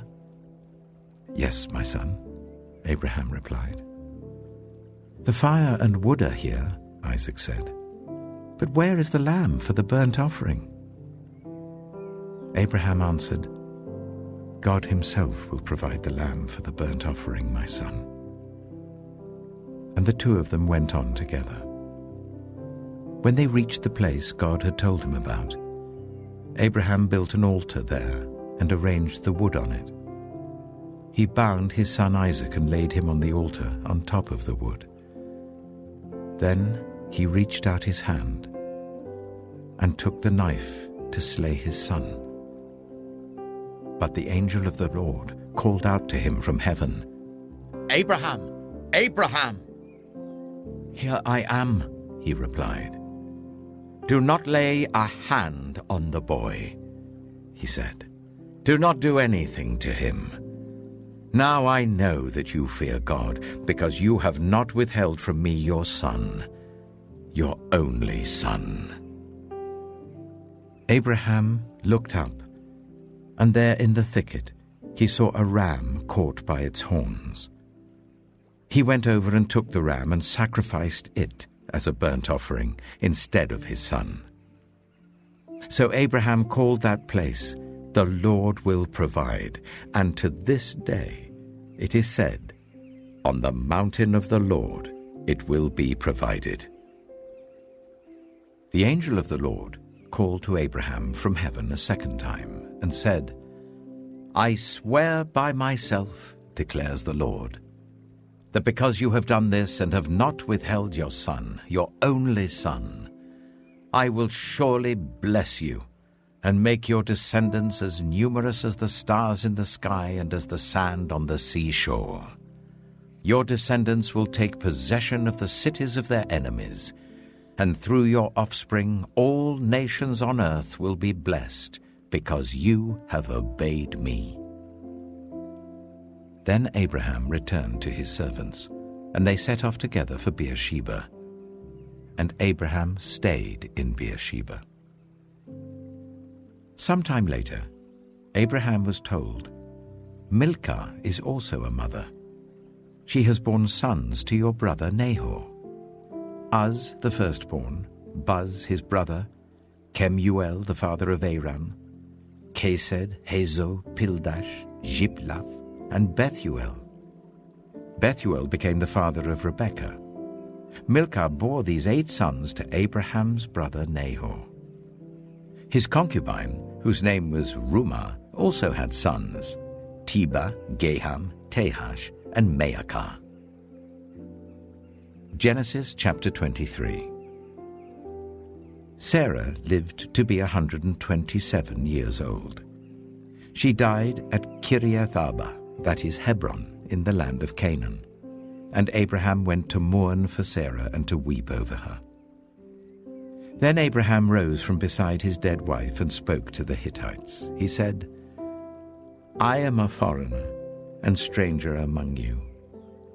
Sell me some property for a burial site here, so I can bury my dead." The Hittites replied to Abraham, "Sir, listen to us. You are a mighty prince among us. Bury your dead in the choicest of our tombs.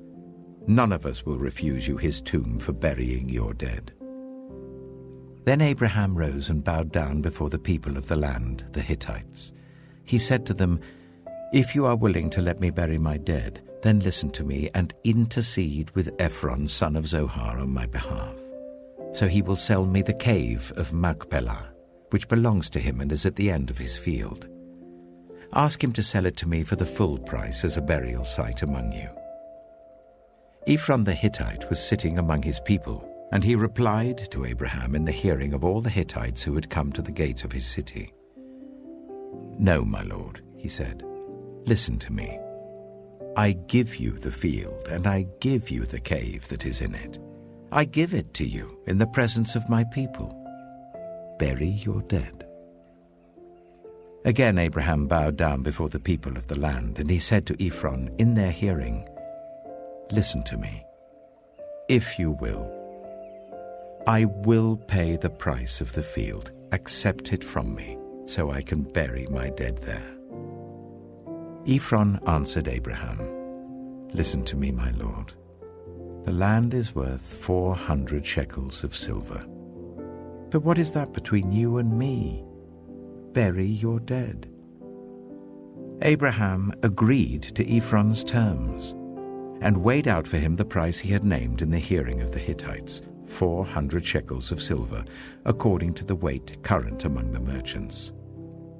So Ephron's field in Machpelah, near Mamre, both the field and the cave in it, and all the trees within the borders of the field, was legally made over to Abraham as his property in the presence of all the Hittites who had come to the gate of the city. Afterwards, Abraham buried his wife Sarah in the cave in the field of Machpelah, near Mamre, which is at Hebron, in the land of Canaan.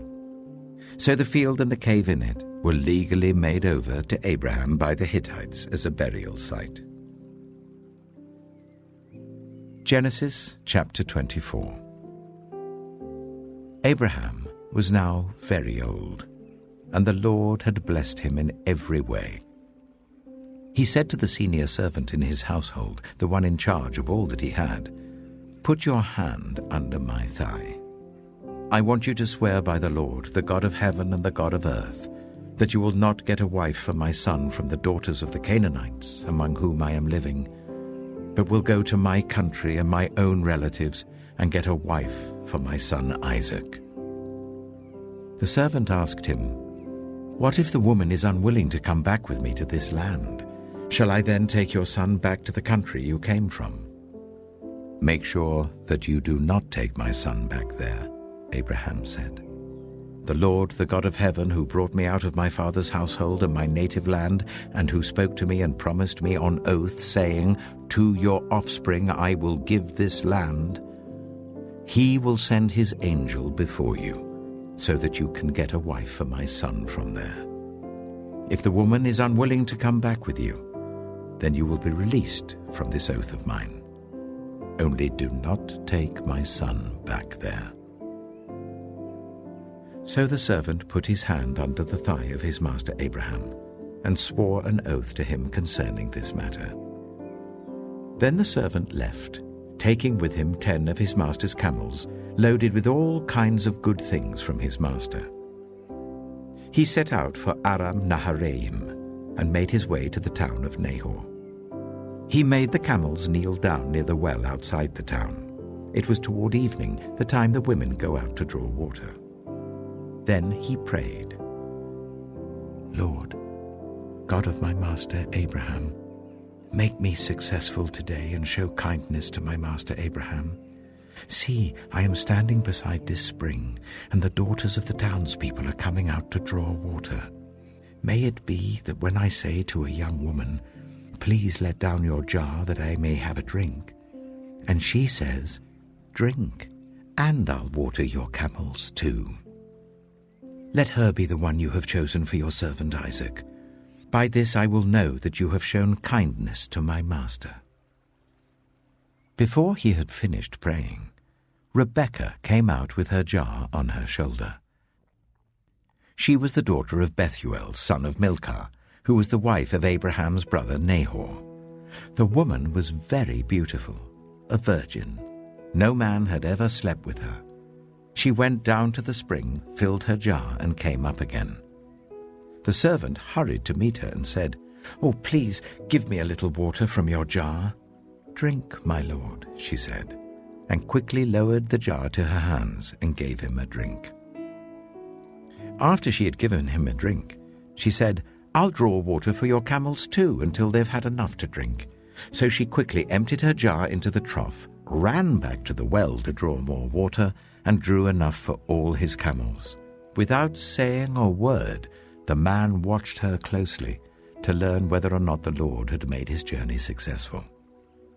When the camels had finished drinking, the man took out a gold nose ring weighing a beaker and 2 gold bracelets weighing 10 shekels. Then he asked, "Whose daughter are you? Please tell me, is there room in your father's house for us to spend the night?"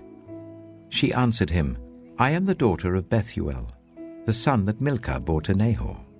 And she added, "We have plenty of straw and fodder, as well as room for you to spend the night." Then the man bowed down and worshipped the Lord, saying, "Praise be to the Lord, the God of my master Abraham, who has not abandoned his kindness and faithfulness to my master. As for me, the Lord has led me on the journey to the house of my master's relatives." The young woman ran and told her mother's household about these things. Now Rebekah had a brother named Laban, and he hurried out to the man at the spring. As soon as he had seen the nose ring and the bracelets on his sister's arms, and had heard Rebekah tell what the man had said to her, he went out to the man and found him standing by the camels near the spring. "Come, you who are blessed by the Lord," he said. "Why are you standing out here? I have prepared the house and a place for the camels." So the man went to the house, and the camels were unloaded. Straw and fodder were brought for the camels, and water for him and his men to wash their feet. Then food was set before him. But he said, "I will not eat until I have told you what I have to say." "Then tell us," Laban said. So he said, "I am Abraham's servant. The Lord has blessed my master abundantly, and he has become wealthy. He has given him sheep and cattle, silver and gold, male and female servants, and camels and donkeys. My master's wife, Sarah, has borne him a son in her old age, and he has given him everything he owns. And my master made me swear an oath, and said, 'You must not get a wife for my son from the daughters of the Canaanites in whose land I live, but go to my father's family, to my own clan, and get a wife for my son.' Then I asked my master, 'What if the woman will not come back with me?' He replied, 'The Lord before whom I have walked faithfully will send his angel with you and make your journey a success, so that you can get a wife for my son from my own clan and from my father's family. You will be released from my oath if, when you go to my clan, they refuse to give her to you. Then you will be released from my oath. When I came to the spring today, I said, Lord, God of my master Abraham, if you will, please grant success to the journey on which I have come. See, I am standing beside this spring. If a young woman comes out to draw water, and I say to her, please let me drink a little water from your jar, and if she says to me, drink, and I'll draw water for your camels too, let her be the one the Lord has chosen for my master's son. Before I finished praying in my heart, Rebekah came out with her jar on her shoulder. She went down to the spring and drew water, and I said to her, please give me a drink. She quickly lowered her jar from her shoulder and said, drink, and I'll water your camels too. So I drank, and she watered the camels also. I asked her, whose daughter are you? She said, the daughter of Bethuel, son of Nahor, whom Milcah bore to him. Then I put the ring in her nose and the bracelets on her arms, and I bowed down and worshipped the Lord. I praised the Lord, the God of my master Abraham, who had led me on the right road to get the granddaughter of my master's brother for his son. Now, if you will show kindness and faithfulness to my master, tell me. And if not, tell me, so I may know which way to turn. Laban and Bethuel answered, this is from the Lord. We can say nothing to you one way or the other. Here is Rebekah. Take her and go, and let her become the wife of your master's son, as the Lord has directed. When Abraham's servant heard what they said, he bowed down to the ground before the Lord. Then the servant brought out gold and silver jewelry and articles of clothing and gave them to Rebekah. He also gave costly gifts to her brother and to her mother. Then he and the men who were with him ate and drank and spent the night there. When they got up the next morning, he said, send me on my way to my master. But her brother and her mother replied, let the young woman remain with us 10 days or so, then you may go. But he said to them, do not detain me, now that the Lord has granted success to my journey. Send me on my way so I may go to my master. Then they said, let's call the young woman and ask her about it. So they called Rebekah and asked her, will you go with this man? I will go, she said. So they sent their sister Rebekah on her way, along with her nurse and Abraham's servant and his men. And they blessed Rebekah and said to her, our sister, may you increase to thousands upon thousands. May your offspring possess the cities of their enemies. Then Rebekah and her attendants got ready and mounted the camels and went back with the man. So the servant took Rebekah and left. Now Isaac had come from Beer Lahairoi, for he was living in the Negev. He went out to the field one evening to meditate. And as he looked up, he saw camels approaching. Rebekah also looked up and saw Isaac. She got down from her camel and asked the servant, who is that man in the field coming to meet us? He is my master, the servant answered. So she took her veil and covered herself. Then the servant told Isaac all he had done. Isaac brought her into the tent of his mother Sarah, and he married Rebekah. So she became his wife, and he loved her. And Isaac was comforted after.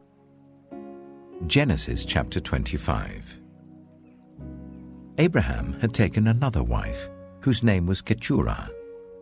She bore him Zimran, Jokshan, Medan, Midian, Ishbak, and Shua.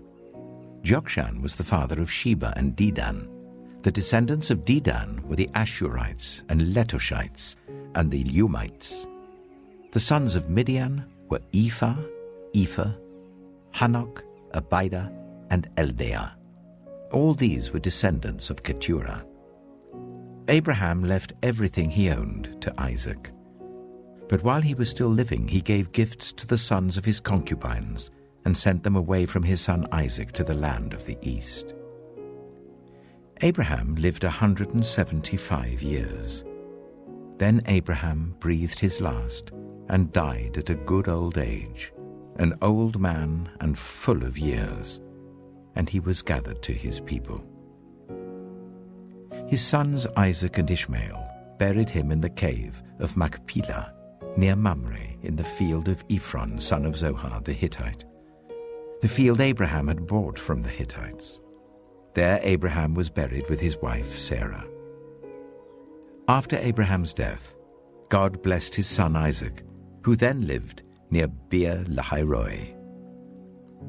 This is the account of the family line of Abraham's son Ishmael, whom Sarah's slave Hagar the Egyptian bore to Abraham. These are the names of the sons of Ishmael, listed in the order of their birth: Nebaioth, the firstborn of Ishmael; Kedah, Adbeel, Mibsam, Mishma, Duma, Massa, Hadad, Tema, Jitor, Nephish, and Kedema. These were the sons of Ishmael, and these are the names of the 12 tribal rulers according to their settlements and camps. Ishmael lived 137 years. He breathed his last and died, and he was gathered to his people. His descendants settled in the area from Havilah to Shur, near the eastern border of Egypt as you go towards Ashur. And they lived in hostility toward all the tribes related to them. This is the account of the family line of Abraham's son Isaac. Abraham became the father of Isaac, and Isaac was 40 years old when he married Rebekah, daughter of Bethuel the Aramean from Padan Aram, and sister of Laban the Aramean. Isaac prayed to the Lord on behalf of his wife because she was childless. The Lord answered his prayer, and his wife Rebekah became pregnant. The babies jostled each other within her, and she said, "Why is this happening to me?" So she went to inquire of the Lord. The Lord said to her, "2 nations are in your womb, and 2 peoples from within you will be separated. 1 people will be stronger than the other, and the older will serve the younger." When the time came for her to give birth, there were twin boys in her womb. The first to come out was red, and his whole body was like a hairy garment, so they named him Esau.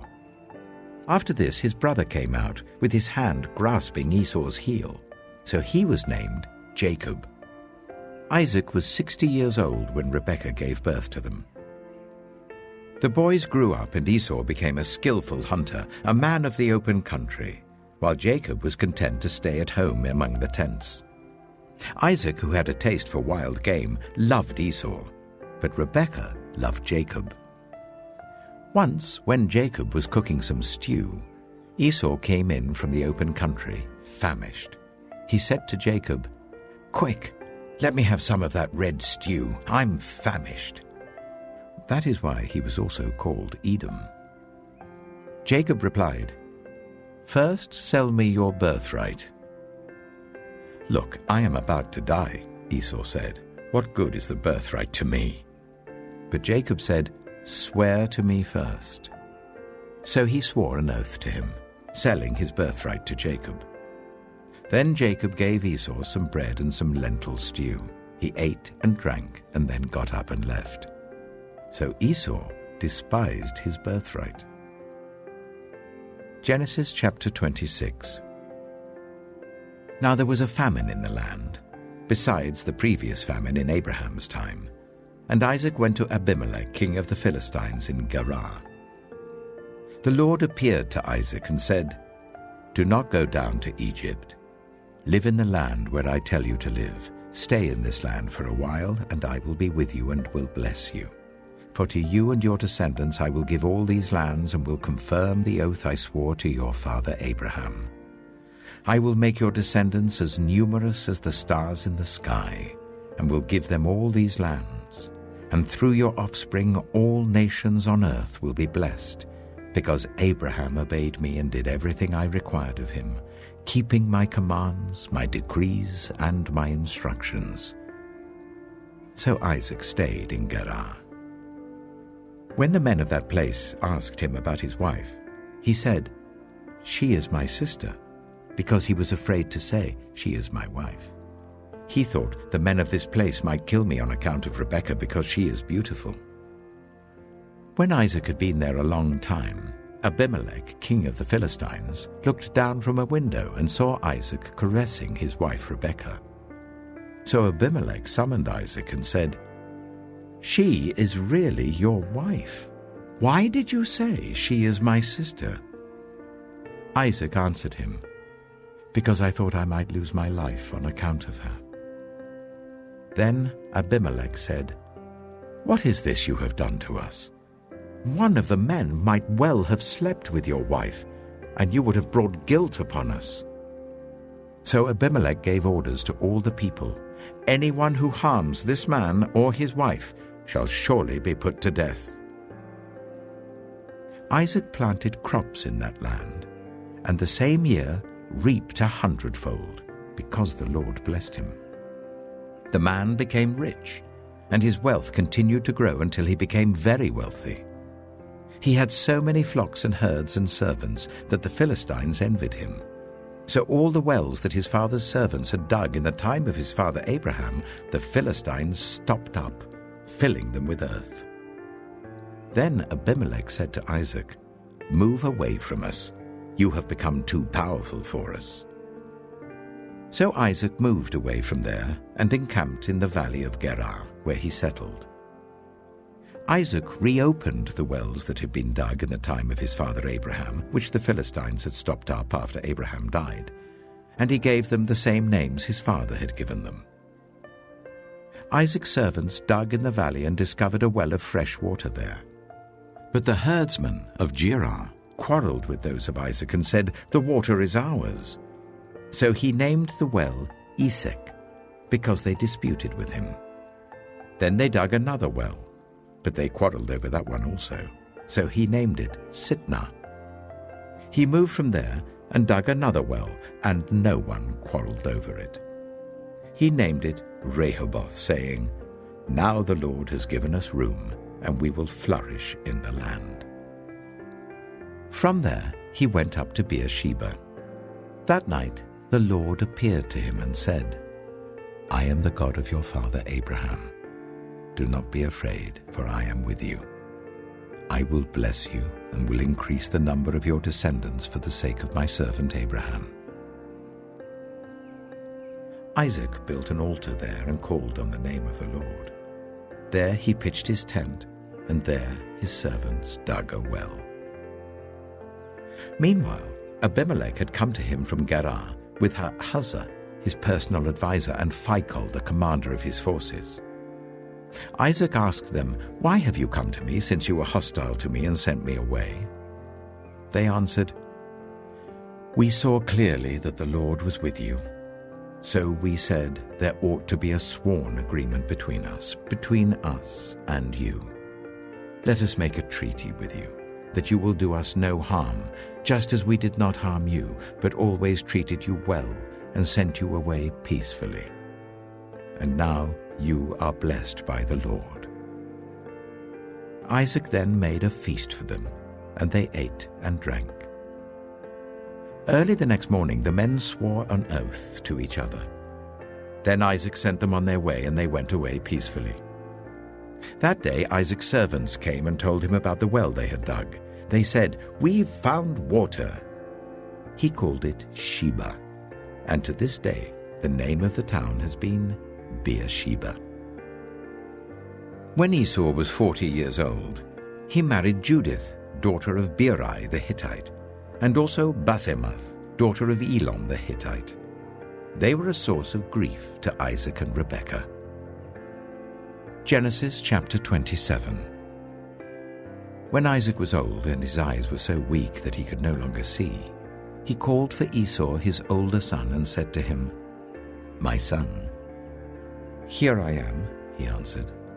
Isaac said, "I am now an old man and don't know the day of my death. Now then, get your equipment, your quiver and bow, and go out to the open country to hunt some wild game for me. Prepare me the kind of tasty food I like, and bring it to me to eat, so that I may give you my blessing before I die." Now Rebekah was listening as Isaac spoke to his son Esau. When Esau left for the open country to hunt game and bring it back, Rebekah said to her son Jacob, "Look, I overheard your father say to your brother Esau, 'Bring me some game and prepare me some tasty food to eat, so that I may give you my blessing in the presence of the Lord before I die.' Now, my son, listen carefully and do what I tell you.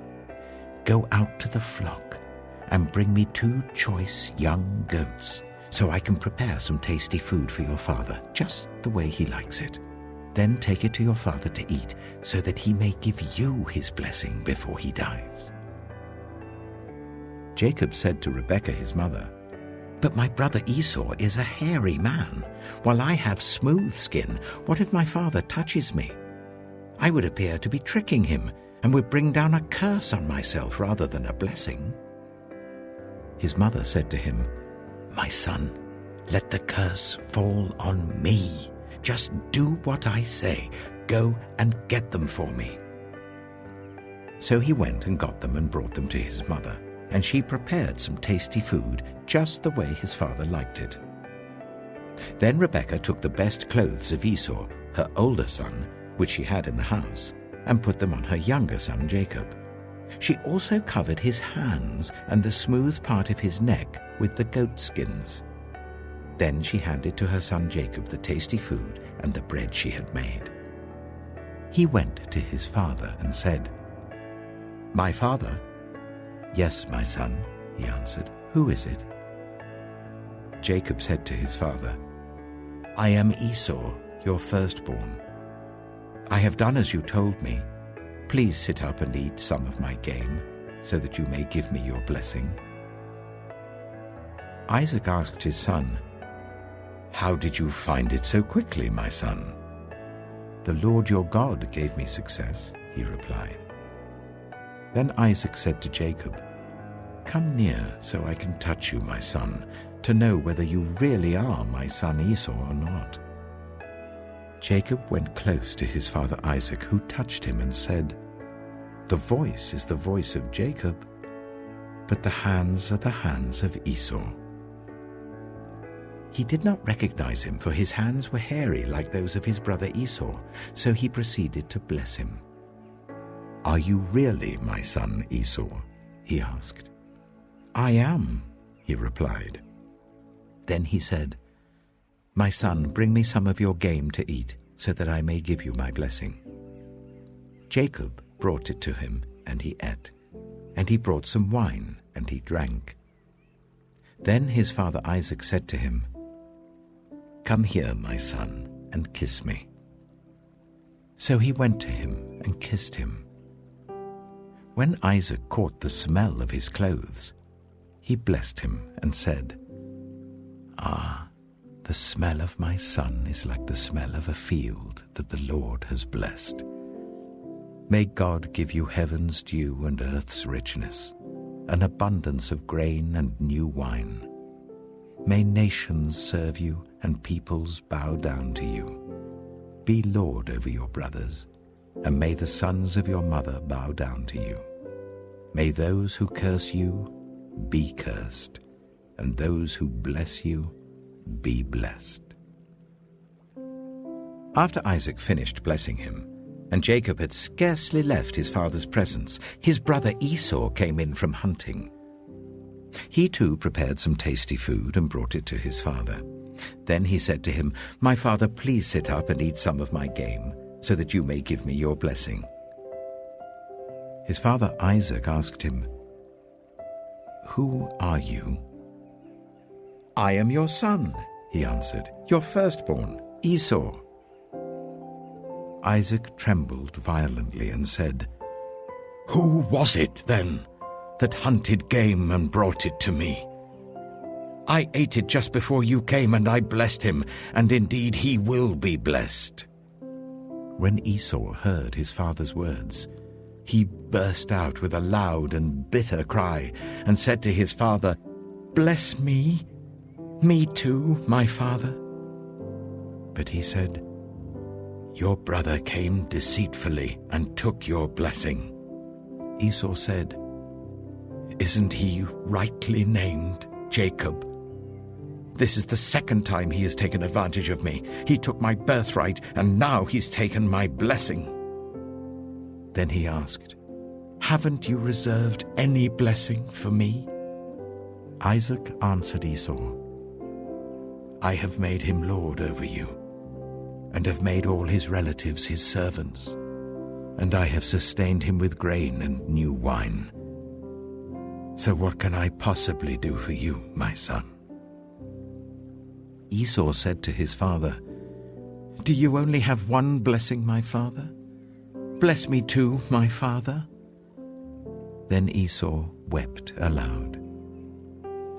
His father Isaac answered him, "Your dwelling will be away from the earth's richness, away from the dew of heaven above. You will live by the sword, and you will serve your brother. But when you grow restless, you will throw his yoke from off your neck."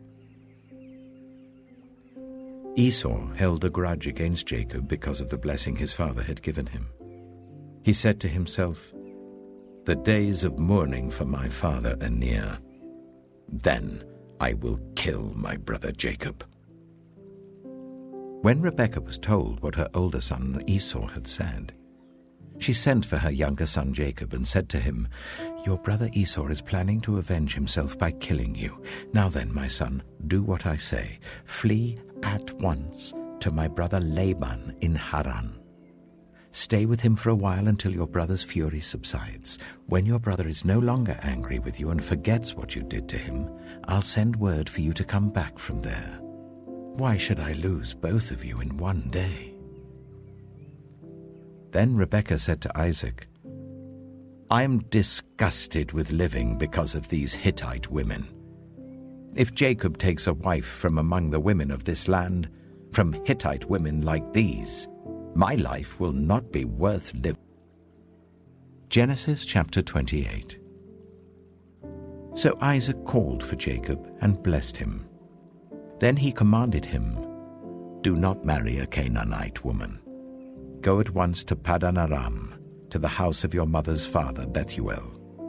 Take a wife for yourself there from among the daughters of Laban, your mother's brother. May God Almighty bless you and make you fruitful and increase your numbers until you become a community of peoples. May he give you and your descendants the blessing given to Abraham, so that you may take possession of the land where you now reside as a foreigner, the land God gave to Abraham." Then Isaac sent Jacob on his way, and he went to Padan Aram, to Laban son of Bethuel the Aramean, the brother of Rebekah, who was the mother of Jacob and Esau.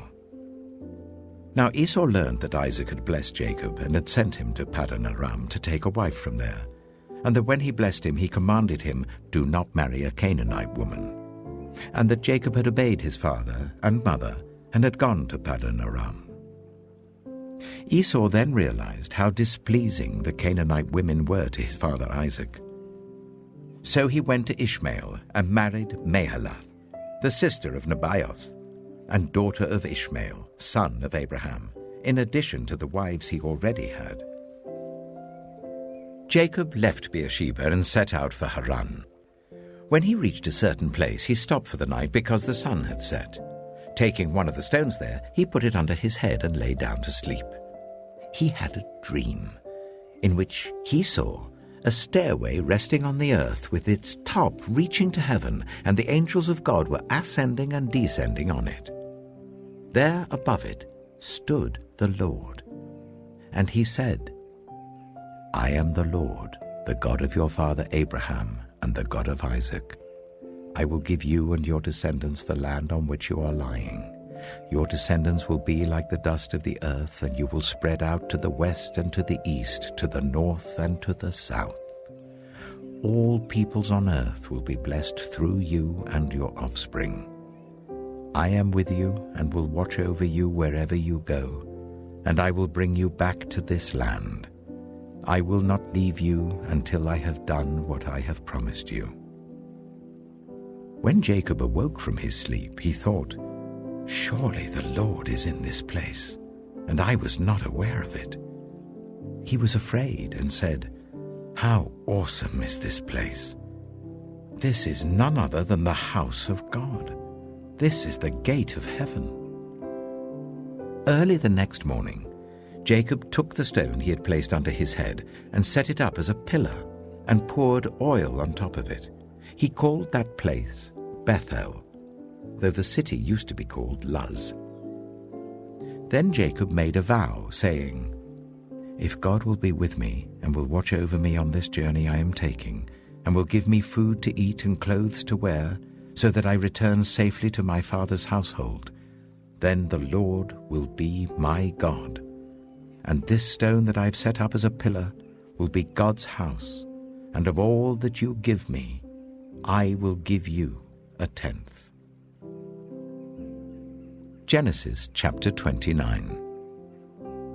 Then Jacob continued on his journey and came to the land of the eastern peoples. There he saw a well in the open country with 3 flocks of sheep lying near it, because the flocks were watered from that well. The stone over the mouth of the well was large. When all the flocks were gathered there, the shepherds would roll the stone away from the well's mouth and water the sheep. Then they would return the stone to its place over the mouth of the well. Jacob asked the shepherds, "My brothers, where are you from?" "We're from Haran," they replied. He said to them, "Do you know Laban, Nahor's grandson?" "Yes, we know him," they answered. Then Jacob asked them, "Is he well?" "Yes, he is," they said. "And here comes his daughter Rachel with the sheep." "Look," he said, "the sun is still high. It is not time for the flocks to be gathered. Water the sheep and take them back to pasture." "We can't," they replied, "until all the flocks are gathered and the stone has been rolled away from the mouth of the well. Then we will water the sheep." While he was still talking with them, Rachel came with her father's sheep, for she was a shepherd. When Jacob saw Rachel, daughter of his uncle Laban, and Laban's sheep, he went over and rolled the stone away from the mouth of the well and watered his uncle's sheep. Then Jacob kissed Rachel and began to weep aloud. He had told Rachel that he was a relative of her father and a son of Rebekah. So she ran and told her father. As soon as Laban heard the news about Jacob, his sister's son, he hurried to meet him.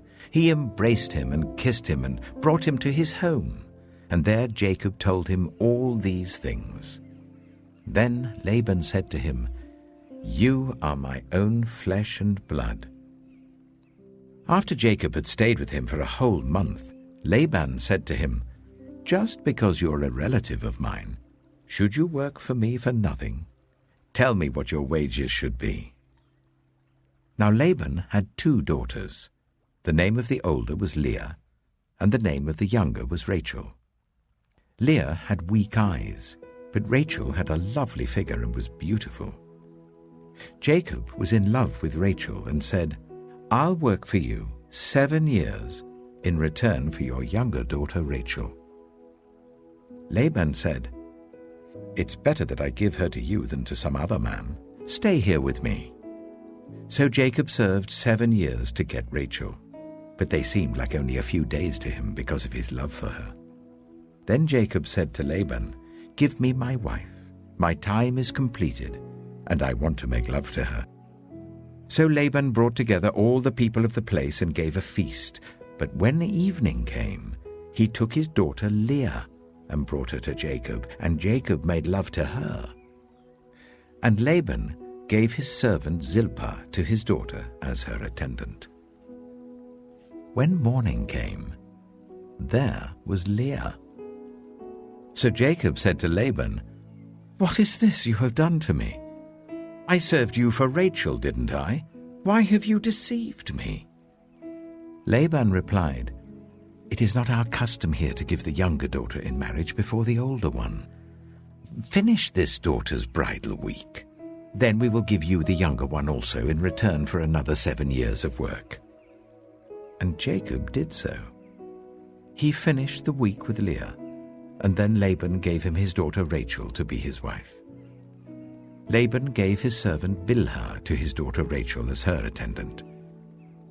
Jacob made love to Rachel also, and his love for Rachel was greater than his love for Leah, and he worked for Laban another 7 years. When the Lord saw that Leah was not loved, he enabled her to conceive, but Rachel remained childless. Leah became pregnant and gave birth to a son. She named him Reuben, for she said, "It is because the Lord has seen my misery. Surely my husband will love me now." She conceived again, and when she gave birth to a son, she said, "Because the Lord heard that I am not loved, he gave me this one too." So she named him Simeon.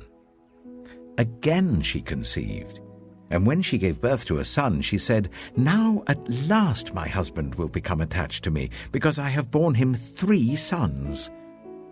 So he was named Levi. She conceived again, and when she gave birth to a son, she said, "This time I will praise the Lord." So she named him Judah. Then she stopped having children. Genesis chapter 30. When Rachel saw that she was not bearing Jacob any children, she became jealous of her sister. So she said to Jacob, "Give me children or I'll die." Jacob became angry with her and said, "Am I in the place of God, who has kept you from having children?" Then she said, "Here is Bilhah, my servant. Sleep with her, so that she can bear children for me, and I too can build a family through her." So she gave him her servant Bilhah as a wife.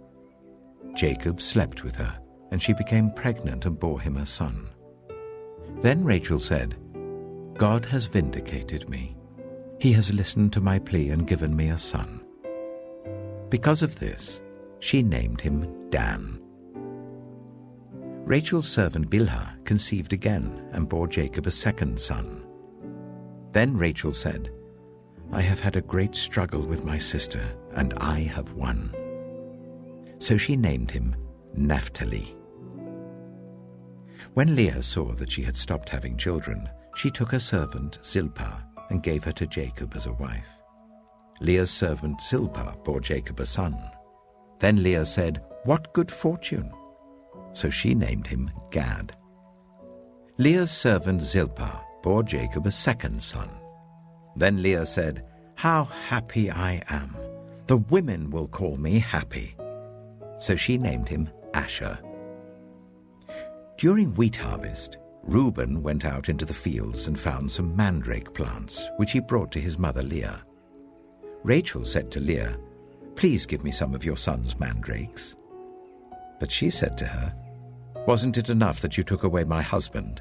Will you take my son's mandrakes too?" "Very well," Rachel said. "He can sleep with you tonight in return for your son's mandrakes." So when Jacob came in from the fields that evening, Leah went out to meet him.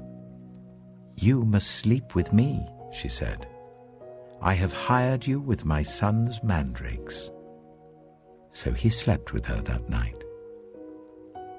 God listened to Leah, and she became pregnant and bore Jacob a 5th son. Then Leah said, "God has rewarded me for giving my servant to my husband." So she named him Issachar. Leah conceived again and bore Jacob a 6th son. Then Leah said, "God has presented me with a precious gift. This time my husband will treat me with honor because I have borne him 6 sons." So she named him Zebulun. Some time later she gave birth to a daughter and named her Dinah. Then God remembered Rachel. He listened to her and enabled her to conceive. She became pregnant and gave birth to a son, and said, "God has taken away my disgrace." She named him Joseph, and said, "May the Lord add to me another son." After Rachel gave birth to Joseph, Jacob said to Laban, Send me on my way so I can go back to my own homeland. Give me my wives and children for whom I have served you, and I will be on my way. You know how much work I've done for you." But Laban said to him, "If I have found favor in your eyes, please stay. I have learned by divination that the Lord has blessed me because of you." He added, "Name your wages, and I will pay them." Jacob said to him, "You know how I have worked for you, and how your livestock has fared under my care. The little you had before I came has increased greatly, and the Lord has blessed you wherever I have been. But now, when may I do something for my own household?" "What shall I give you?" he asked. "Don't give me anything," Jacob replied. "But if you will do this one thing for me, I will go on tending your flocks and watching over them. Let me go through all your flocks today and remove from them every speckled or spotted sheep, every dark-colored lamb, and every spotted or speckled goat. They will be my wages. And my honesty will testify for me in the future, whenever you check on the wages you have paid me. Any goat in my possession that is not speckled or spotted, or any lamb that is not dark-colored, will be considered stolen." "Agreed," said Laban. "Let it be as you have said." That same day he removed all the male goats that were streaked or spotted, and all the speckled or spotted female goats, all that had white on them, and all the dark-colored lambs, and he placed them in the care of his sons. Then he put a 3-day journey between himself and Jacob, while Jacob continued to tend the rest of Laban's flocks. Jacob, however, took fresh-cut branches from poplar, almond, and plane trees, and made white stripes on them by peeling the bark and exposing the white inner wood of the branches. Then he placed the peeled branches in all the watering troughs, so that they would be directly in front of the flocks when they came to drink. When the flocks were in heat and came to drink, they mated in front of the branches, and they bore young that were streaked or speckled or spotted. Jacob set apart the young of the flock by themselves, but made the rest face the streaked and dark-colored animals that belonged to Laban. Thus he made separate flocks for himself, and did not put them with Laban's animals. Whenever the stronger females were in heat, Jacob would place the branches in the troughs in front of the animals, so that they would mate near the branches. But if the animals were weak, he would not place them there. So the weak animals went to Laban, and the strong ones went to Jacob. In this way the man grew exceedingly prosperous, and came to own large flocks and female and male servants and camels and donkeys. Genesis chapter 31. Jacob heard that Laban's sons were saying, "Jacob has taken everything our father owned, and has gained all this wealth from what belonged to our father." And Jacob noticed that Laban's attitude toward him was not what it had been. Then the Lord said to Jacob, "Go back to the land of your fathers and to your relatives, and I will be with you." So Jacob sent word to Rachel and Leah to come out to the fields where his flocks were. He said to them, "I see that your father's attitude towards me is not what it was before, but the God of my father has been with me. You know that I've worked for your father with all my strength. Yet your father has cheated me by changing my wages 10 times. However, God has not allowed him to harm me. If he said, 'The speckled ones will be your wages,' then all the flocks gave birth to speckled young. And if he said, 'The streaked ones will be your wages,' then all the flocks bore streaked young. So God has taken away your father's livestock and has given them to me. In breeding season, I once had a dream, in which I looked up and saw that the male goats mating with the flock were streaked, speckled, or spotted. The angel of God said to me in the dream, 'Jacob.' I answered, 'Here I am.' And he said, 'Look up and see that all the male goats mating with the flock are streaked, speckled, or spotted, for I have seen all that Laban has been doing to you. I am the God of Bethel, where you anointed a pillar and where you made a vow to me. Now leave this land at once and go back to your native land." Then Rachel and Leah replied, "Do we still have any share in the inheritance of our father's estate? Does he not regard us as foreigners? Not only has he sold us, but he has used up what was paid for us. Surely all the wealth that God took away from our father belongs to us and our children. So do whatever God has told you." Then Jacob put his children and his wives on camels, and he drove all his livestock ahead of him along with all the goods he had accumulated in Padan Aram to go to his father Isaac in the land of Canaan. When Laban had gone to shear his sheep, Rachel stole her father's household gods. Moreover, Jacob deceived Laban the Aramean by not telling him he was running away. So he fled with all he had, crossed the Euphrates River, and headed for the hill country of Gilead. On the third day, Laban was told that Jacob had fled. Taking his relatives with him, he pursued Jacob for 7 days and caught up with him in the hill country of Gilead. Then God came to Laban the Aramean in a dream at night and said to him, "Be careful not to say anything to Jacob, either good or bad." Jacob had pitched his tent in the hill country of Gilead when Laban overtook him, and Laban and his relatives camped there too. Then Laban said to Jacob, "What have you done? You've deceived me, and you've carried off my daughters like captives in war. Why did you run off secretly and deceive me? Why didn't you tell me, so I could send you away with joy and singing to the music of tambourines and harps? You didn't even let me kiss my grandchildren and my daughters goodbye. You've done a foolish thing. I have the power to harm you. But last night the God of your father said to me, 'Be careful not to say anything to Jacob, either good or bad.' Now you have gone off because you long to return to your father's household. But why did you steal my gods?" Jacob answered Laban, "I was afraid, because I thought you would take your daughters away from me by force. But if you find anyone who has your gods, that person shall not live. In the presence of our relatives, see for yourself whether there is anything of yours here with me, and if so, take it." Now Jacob did not know that Rachel had stolen the gods. So Laban went into Jacob's tent, and into Leah's tent, and into the tent of the 2 female servants, but he found nothing. After he came out of Leah's tent, he entered Rachel's tent. Now Rachel had taken the household gods and put them inside her camel's saddle and was sitting on them. Laban searched through everything in the tent, but found nothing. Rachel said to her father, "Don't be angry, my lord, that I cannot stand up in your presence. I'm having my period." So he searched, but could not find the household gods. Jacob was angry and took Laban to task. "What is my crime?"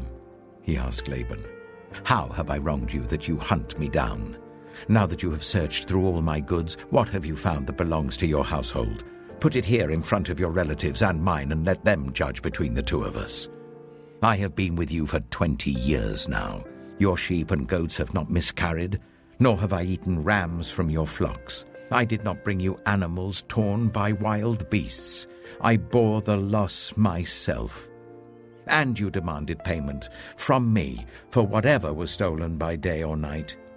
This was my situation. The heat consumed me in the daytime and the cold at night, and sleep fled from my eyes.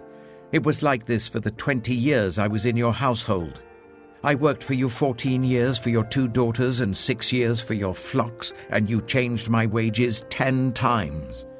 If the God of my father, the God of Abraham, and the fear of Isaac had not been with me, you would surely have sent me away empty-handed. But God has seen my hardship and the toil of my hands, and last night he rebuked you."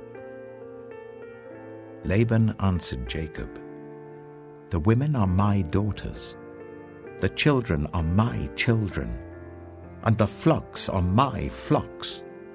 All you see is mine. Yet what can I do today about these daughters of mine, or about the children they have borne? Come now, let's make a covenant, you and I, and let it serve as a witness between us." So Jacob took a stone and set it up as a pillar.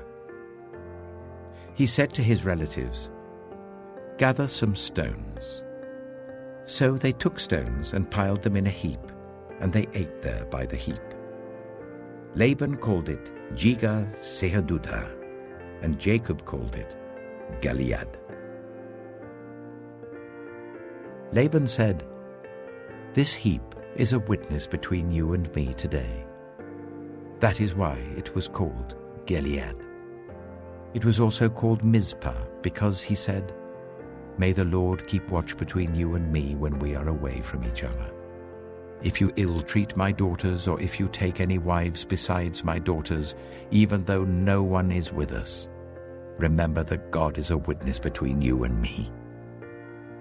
Laban also said to Jacob, "Here is this heap, and here is the pillar I have set up between you and me.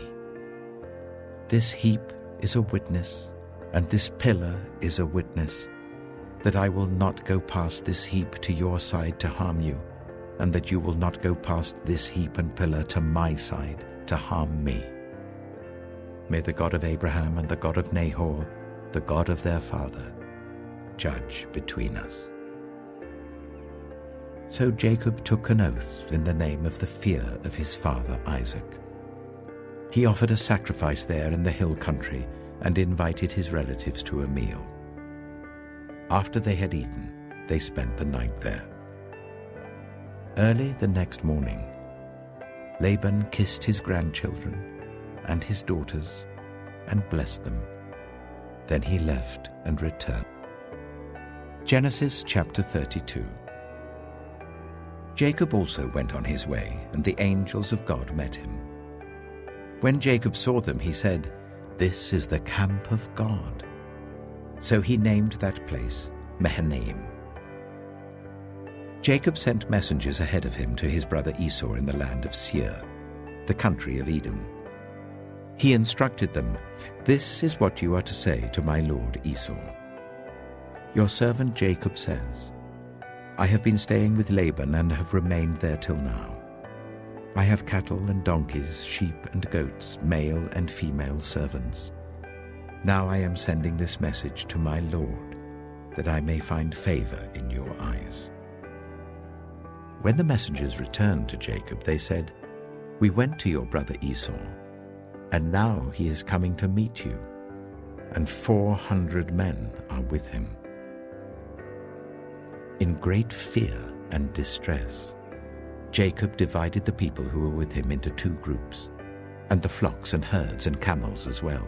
He thought, if Esau comes and attacks one group, the group that is left may escape. Then Jacob prayed, "O God of my father Abraham, God of my father Isaac, Lord, you who said to me, 'Go back to your country and your relatives, and I will make you prosper.' I am unworthy of all the kindness and faithfulness you have shown your servant. I had only my staff when I crossed this Jordan, but now I have become 2 camps. Save me, I pray, from the hand of my brother Esau, for I am afraid he will come and attack me, and also the mothers with their children. But you have said, I will surely make you prosper, and will make your descendants like the sand of the sea, which cannot be counted."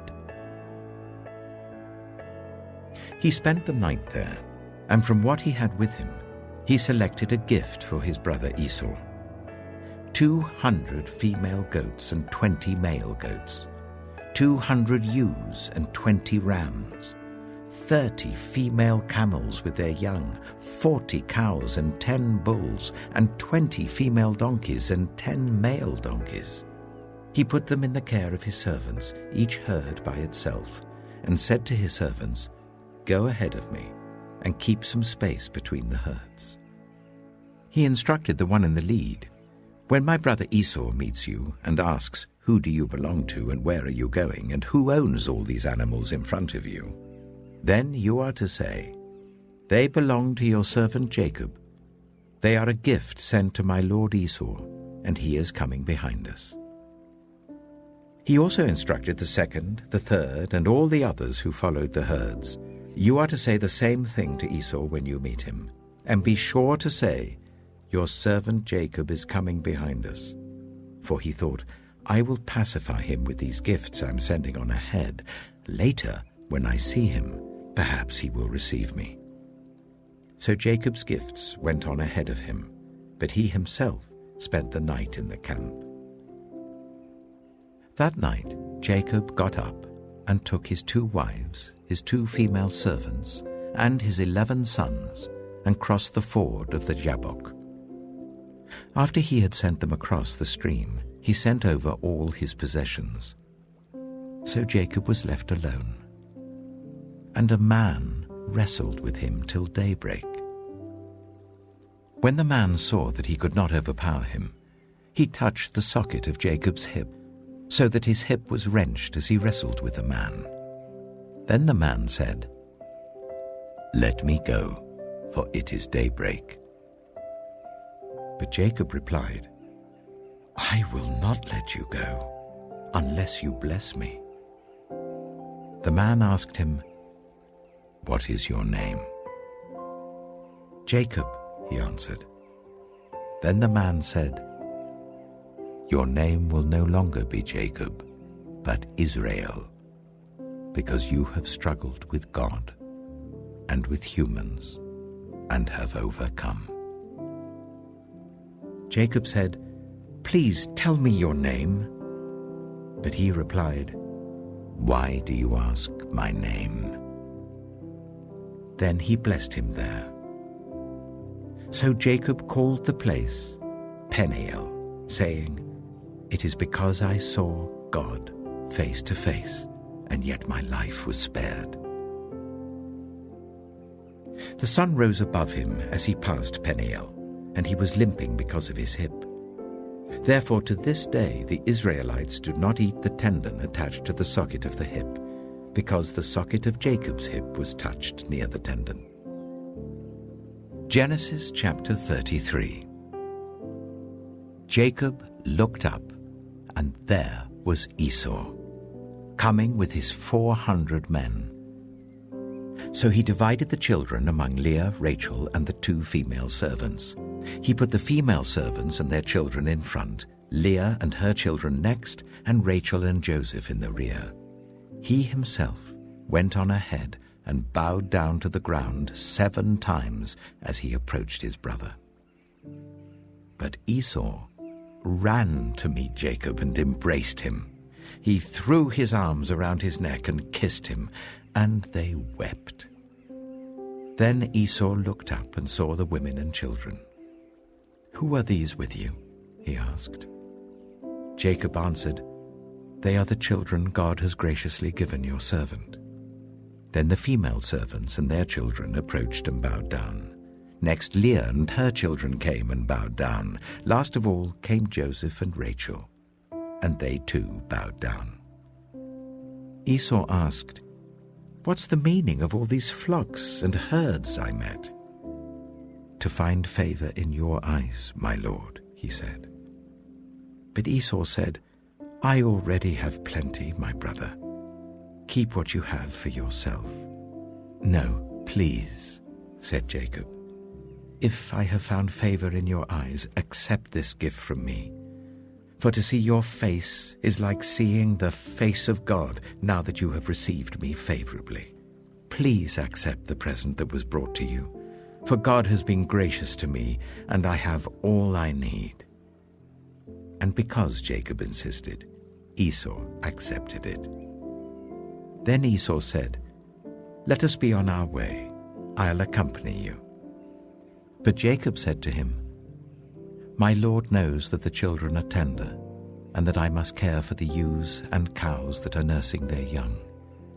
If they are driven hard just one day, all the animals will die. So let my lord go on ahead of his servant while I move along slowly at the pace of the flocks and herds before me, and the pace of the children, until I come to my lord in Seir." Esau said, "Then let me leave some of my men with you." "But why do that?" Jacob asked. "Just let me find favor in the eyes of my lord." So that day Esau started on his way back to Seir. Jacob, however, went to Succoth, where he built a place for himself and made shelters for his livestock. That is why the place is called Succoth. After Jacob came from Padan Aram, he arrived safely at the city of Shechem in Canaan and camped within sight of the city. For 100 pieces of silver he bought from the sons of Hamor, the father of Shechem, the plot of ground where he pitched his tent. There he set up an altar and called it El Elohe Israel. Genesis chapter 34. Now Dinah, the daughter Leah had borne to Jacob, went out to visit the women of the land. When Shechem, son of Hamor the Hivite, the ruler of that area, saw her, he took her and raped her. His heart was drawn to Dinah, daughter of Jacob. He loved the young woman and spoke tenderly to her. And Shechem said to his father Hamor, "Get me this girl as my wife."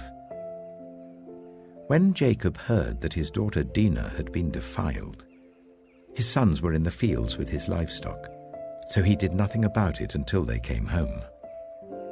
Then Shechem's father Hamor went out to talk with Jacob.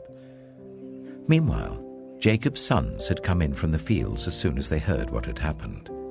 They were shocked and furious because Shechem had done an outrageous thing in Israel by sleeping with Jacob's daughter, a thing that should not be done.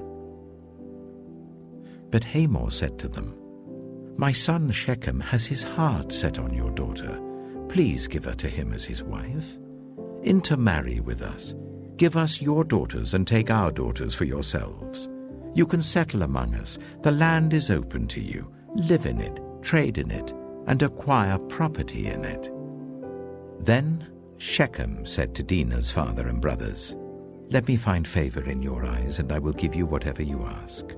Make the price for the bride and the gift I am to bring as great as you like, and I'll pay whatever you ask me. Only give me the young woman as my wife." Because their sister Dinah had been defiled, Jacob's sons replied deceitfully as they spoke to Shechem and his father Hamor. They said to them, "We can't do such a thing. We can't give our sister to a man who is not circumcised. That would be a disgrace to us. We will enter into an agreement with you on one condition only, that you become like us by circumcising all your males. Then we will give you our daughters and take your daughters for ourselves. We'll settle among you and become one people with you.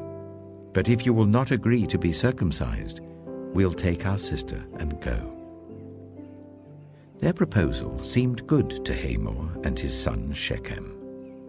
The young man, who was the most honored of all his father's family, lost no time in doing what they said, because he was delighted with Jacob's daughter. So Hamor and his son Shechem went to the gate of their city to speak to the men of their city. "These men are friendly towards us," they said. "Let them live in our land and trade in it. The land has plenty of room for them. We can marry their daughters and they can marry ours. But the men will agree to live with us as one people, only on the condition that our males be circumcised, as they themselves are. Won't their livestock, their property, and all their other animals become ours?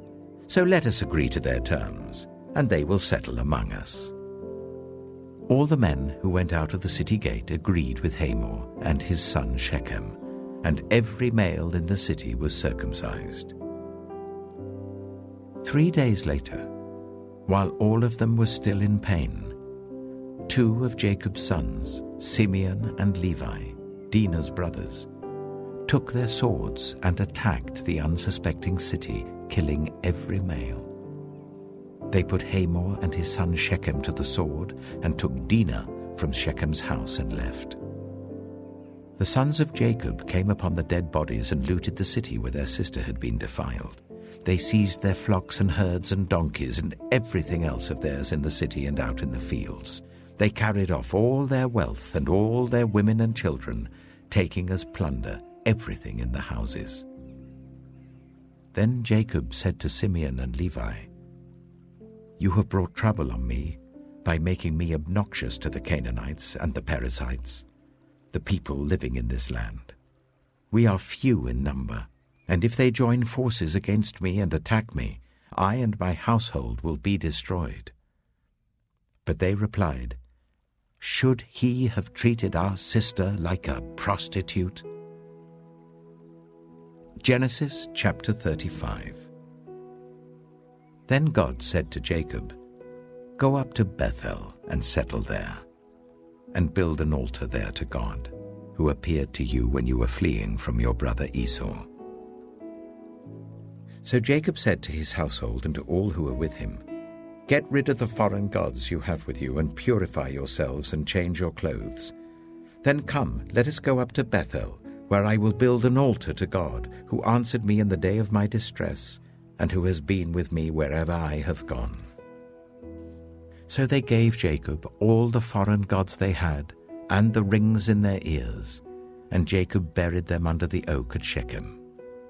Then they set out, and the terror of God fell on the towns all around them, so that no one pursued them. Jacob and all the people with him came to Luz, that is Bethel, in the land of Canaan. There he built an altar, and he called the place El Bethel, because it was there that God revealed himself to him when he was fleeing from his brother. Now Deborah, Rebekah's nurse, died and was buried under the oak outside Bethel. So it was named Allon Bacuth. After Jacob returned from Padan Aram, God appeared to him again and blessed him. God said to him, "Your name is Jacob, but you will no longer be called Jacob. Your name will be Israel." So he named him Israel. And God said to him, "I am God Almighty. Be fruitful and increase in number. A nation and a community of nations will come from you, and kings will be among your descendants. The land I gave to Abraham and Isaac I also give to you, and I will give this land to your descendants after you." Then God went up from him at the place where he had talked with him. Jacob set up a stone pillar at the place where God had talked with him, and he poured out a drink offering on it. He also poured oil on it.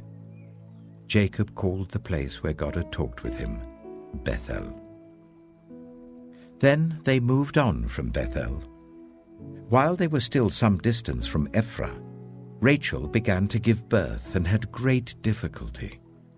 And as she was having great difficulty in childbirth, the midwife said to her, "Don't despair, for you have another son." As she breathed her last, for she was dying, she named her son Ben-Oni, but his father named him Benjamin. So Rachel died and was buried on the way to Ephrath, that is Bethlehem. Over her tomb Jacob set up a pillar, and to this day that pillar marks Rachel's tomb. Israel moved on again and pitched his tent beyond Migdal-Eder. While Israel was living in that region, Reuben went in and slept with his father's concubine Bilhah, and Israel heard of it. Jacob had 12 sons. The sons of Leah: Reuben, the firstborn of Jacob, Simeon, Levi, Judah, Issachar, and Zebulun. The sons of Rachel: Joseph and Benjamin. The sons of Rachel's servant Bilhah: Dan and Naphtali. The sons of Leah's servant Zilpah: Gad and Asher. These were the sons of Jacob, who were born to him in Padan Aram. Jacob came home to his father Isaac in Mamre, near Kiriath Arba, that is Hebron, where Abraham and Isaac had stayed. Isaac lived 180 years.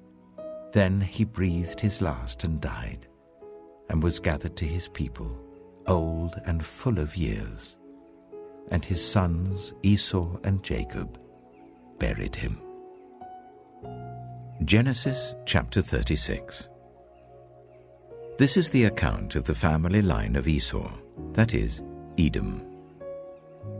Esau took his wives from the women of Canaan: Adah, daughter of Elon the Hittite, and Aholibamah, daughter of Anah and granddaughter of Zibeon the Hittite, and Basemath, daughter of Ishmael and sister of Nebaioth. Adah bore Eliphaz to Esau, Basemath bore Ruel, and Aholibamah bore Jeush, Jalam, and Korah. These were the sons of Esau who were born to him in Canaan. Esau took his wives and sons and daughters and all the members of his household, as well as his livestock and all his other animals and all the goods he had acquired in Canaan, and moved to a land some distance from his brother Jacob. Their possessions were too great for them to remain together. The land where they were staying could not support them both because of their livestock. So Esau, that is Edom, settled in the hill country of Seir. This is the account of the family line of Esau, the father of the Edomites, in the hill country of Seir. These are the names of Esau's sons: Eliphaz, the son of Esau's wife Adah, and Ruel, the son of Esau's wife Basemath. The sons of Eliphaz: Teman, Omar, Zepho, Getim, and Kenaz. Esau's son Eliphaz also had a concubine named Timnah, who bore him Amalek. These were grandsons of Esau's wife Adah. The sons of Ruel: Nahath, Zerah, Shammah, and Mitzah. These were grandsons of Esau's wife Basemath. The sons of Esau's wife Aholibamah, daughter of Anah and granddaughter of Zibeon, whom she bore to Esau: Jeush, Jalam, and Korah. These were the chiefs among Esau's descendants. The sons of Eliphaz, the firstborn of Esau: chiefs Teman, Omar, Zepho, Kenaz, Korah, Getim, and Amalek. These were the chiefs descended from Eliphaz in Edom. They were grandsons of Adah.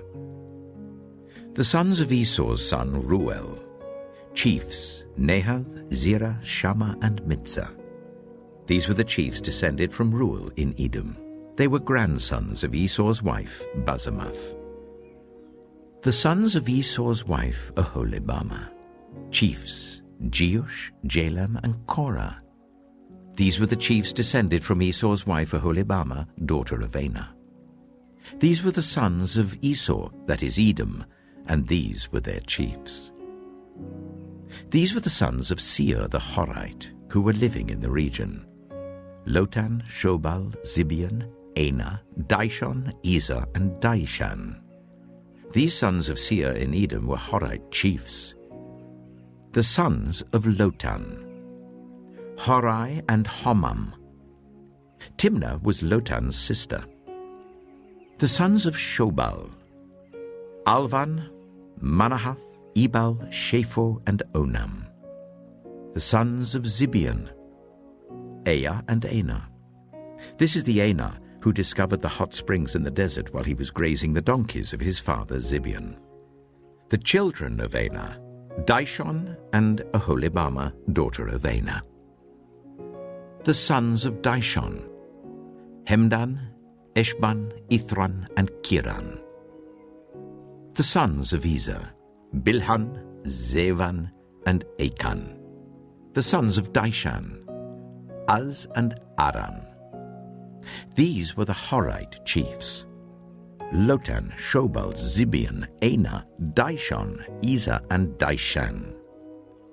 These were the Horite chiefs according to their divisions in the land of Seir. These were the kings who reigned in Edom before any Israelite king reigned. Bela, son of Beor, became king of Edom. His city was named Dinhabah. When Bela died, Jobab, son of Zerah from Bozrah, succeeded him as king. When Jobab died, Husham from the land of the Tammanites succeeded him as king. When Husham died, Hadad, son of Bedad, who defeated Midian in the country of Moab, succeeded him as king. His city was named Avith. When Hadad died, Samlah from Masrekah succeeded him as king. When Samlah died, Shaul from Rehoboth on the river succeeded him as king. When Shaul died, Baal-Hanan, son of Akbor, succeeded him as king. When Baal-Hanan, son of Akbor, died, Hadad succeeded him as king. His city was named Peiu, and his wife's name was Mehetabel, daughter of Metred, the daughter of Mezahab. These were the chiefs descended from Esau, by name according to their clans and regions: Timnah, Alivah, Jetheth, Oholibamah, Elah, Pinon, Kizah, Teman, Mibzah, Magdiel, and Aram. These were the chiefs of Edom according to their settlements in the land they occupied.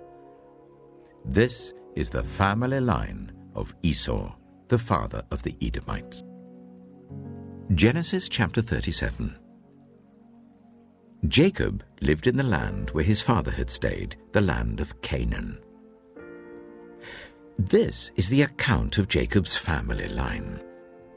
Joseph, a young man of 17, was tending the flocks with his brothers, the sons of Bilhah and the sons of Zilpah, his father's wives, and he brought their father a bad report about them.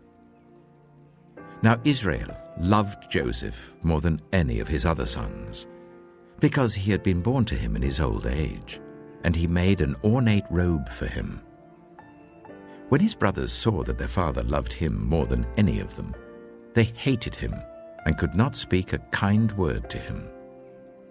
Joseph had a dream, and when he told it to his brothers, they hated him all the more. He said to them, "Listen to this dream I had. We were binding sheaves of corn out in the field when suddenly my sheaf rose and stood upright, while your sheaves gathered round mine and bowed down to it." His brothers said to him, "Do you intend to reign over us? Will you actually rule us?" And they hated him all the more because of his dream and what he had said. Then he had another dream, and he told it to his brothers. "Listen," he said, "I had another dream, and this time the sun and moon and 11 stars were bowing down to me." When he told his father as well as his brothers, his father rebuked him and said, "What is this dream you had? Will your mother and I and your brothers actually come and bow down to the ground before you?" His brothers were jealous of him, but his father kept the matter in mind. Now his brothers had gone to graze their father's flocks near Shechem, and Israel said to Joseph, "As you know, your brothers are grazing the flocks near Shechem. Come, I'm going to send you to them." "Very well," he replied. So he said to him, "Go and see if all is well with your brothers and with the flocks, and bring word back to me." Then he sent him off from the valley of Hebron. When Joseph arrived at Shechem, a man found him wandering around in the fields and asked him, "What are you looking for?"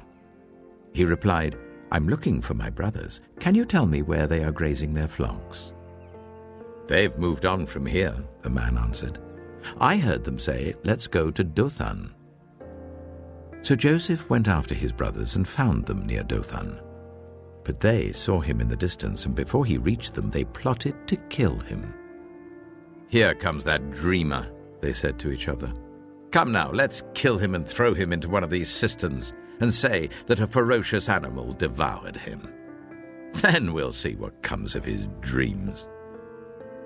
When Reuben heard this, he tried to rescue him from their hands. "Let's not take his life," he said. "Don't shed any blood. Throw him into this cistern here in the wilderness, but don't lay a hand on him." Reuben said this to rescue him from them and take him back to his father. So when Joseph came to his brothers, they stripped him of his robe, the ornate robe he was wearing, and they took him and threw him into the cistern. The cistern was empty, there was no water in it. As they sat down to eat their meal, they looked up and saw a caravan of Ishmaelites coming from Gilead. Their camels were loaded with spices, balm and myrrh, and they were on their way to take them down to Egypt. Judah said to his brothers, "What will we gain if we kill our brother and cover up his blood? Come, let's sell him to the Ishmaelites and not lay our hands on him. After all, he is our brother, our own flesh and blood." His brothers agreed.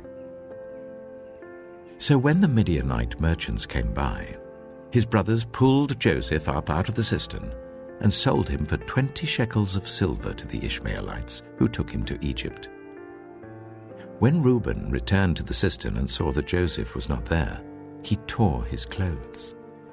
He went back to his brothers and said, "The boy isn't there. Where can I turn now?" Then they got Joseph's robe, slaughtered a goat and dipped the robe in the blood. They took the ornate robe back to their father and said, "We found this. Examine it to see whether it is your son's robe." He recognized it and said, "It is my son's robe. Some ferocious animal has devoured him. Joseph has surely been torn to pieces." Then Jacob tore his clothes, put on sackcloth, and mourned for his son many days. All his sons and daughters came to comfort him, but he refused to be comforted.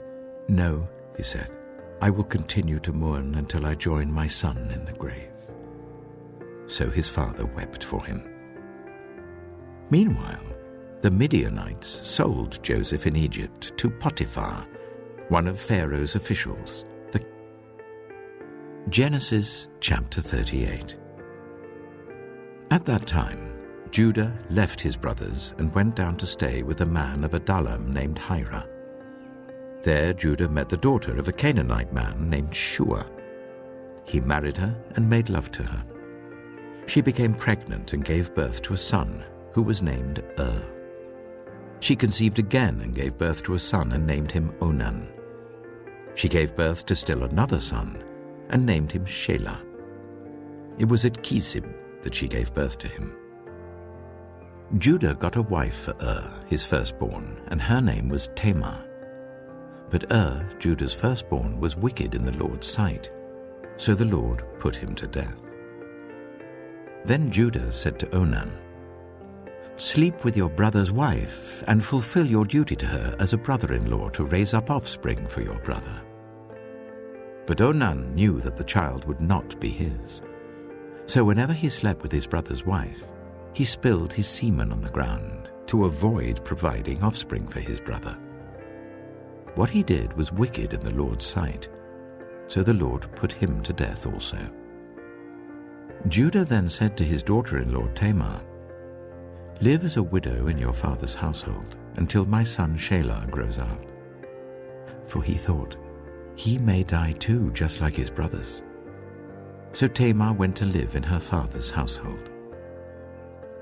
After a long time, Judah's wife, the daughter of Shua, died. When Judah had recovered from his grief, he went up to Timnah to the men who were shearing his sheep, and his friend Hira the Adullamite went with him. When Tamar was told, "Your father-in-law is on his way to Timnah to shear his sheep," she took off her widow's clothes, covered herself with a veil to disguise herself, and then sat down at the entrance to Enaim, which is on the road to Timnah, for she saw that though Shelah had now grown up, she had not been given to him as his wife. When Judah saw her, he thought she was a prostitute, for she had covered her face. Not realizing that she was his daughter-in-law, he went over to her by the roadside and said, "Come now, let me sleep with you." "And what will you give me to sleep with you?" she asked. "I'll send you a young goat from my flock," he said. "Will you give me something as a pledge until you send it?" she asked. He said, "What pledge should I give you?" "Your seal and its cord and the staff in your hand," she answered. So he gave them to her and slept with her, and she became pregnant by him. After she left, She took off her veil and put on her widow's clothes again.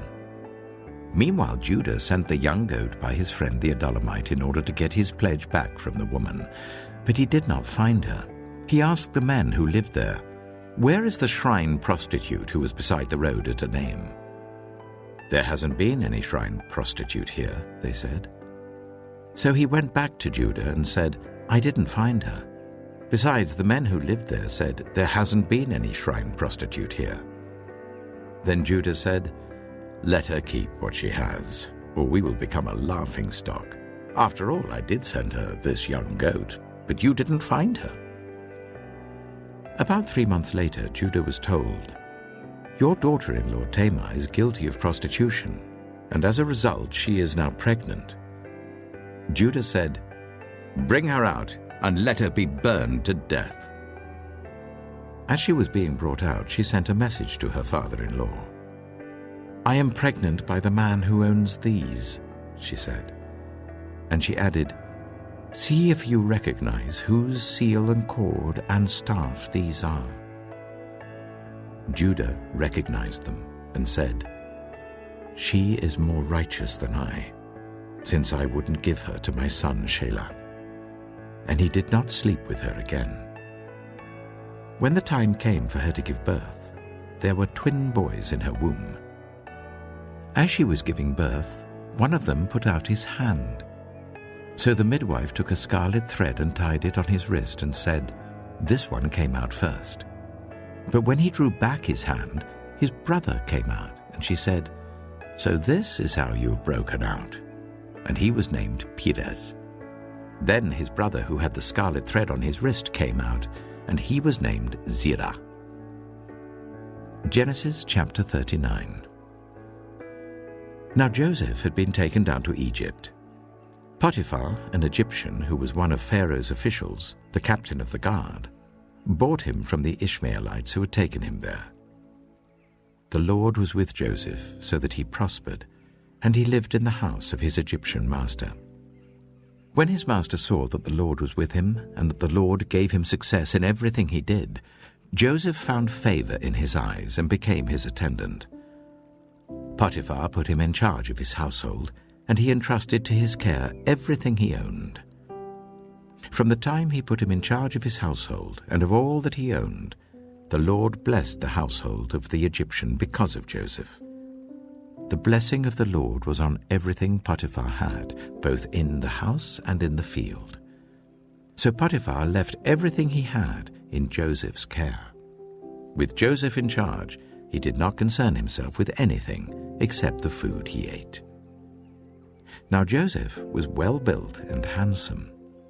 And after a while, his master's wife took notice of Joseph and said, "Come to bed with me." But he refused. "With me in charge," he told her, "my master does not concern himself with anything in the house. Everything he owns he has entrusted to my care.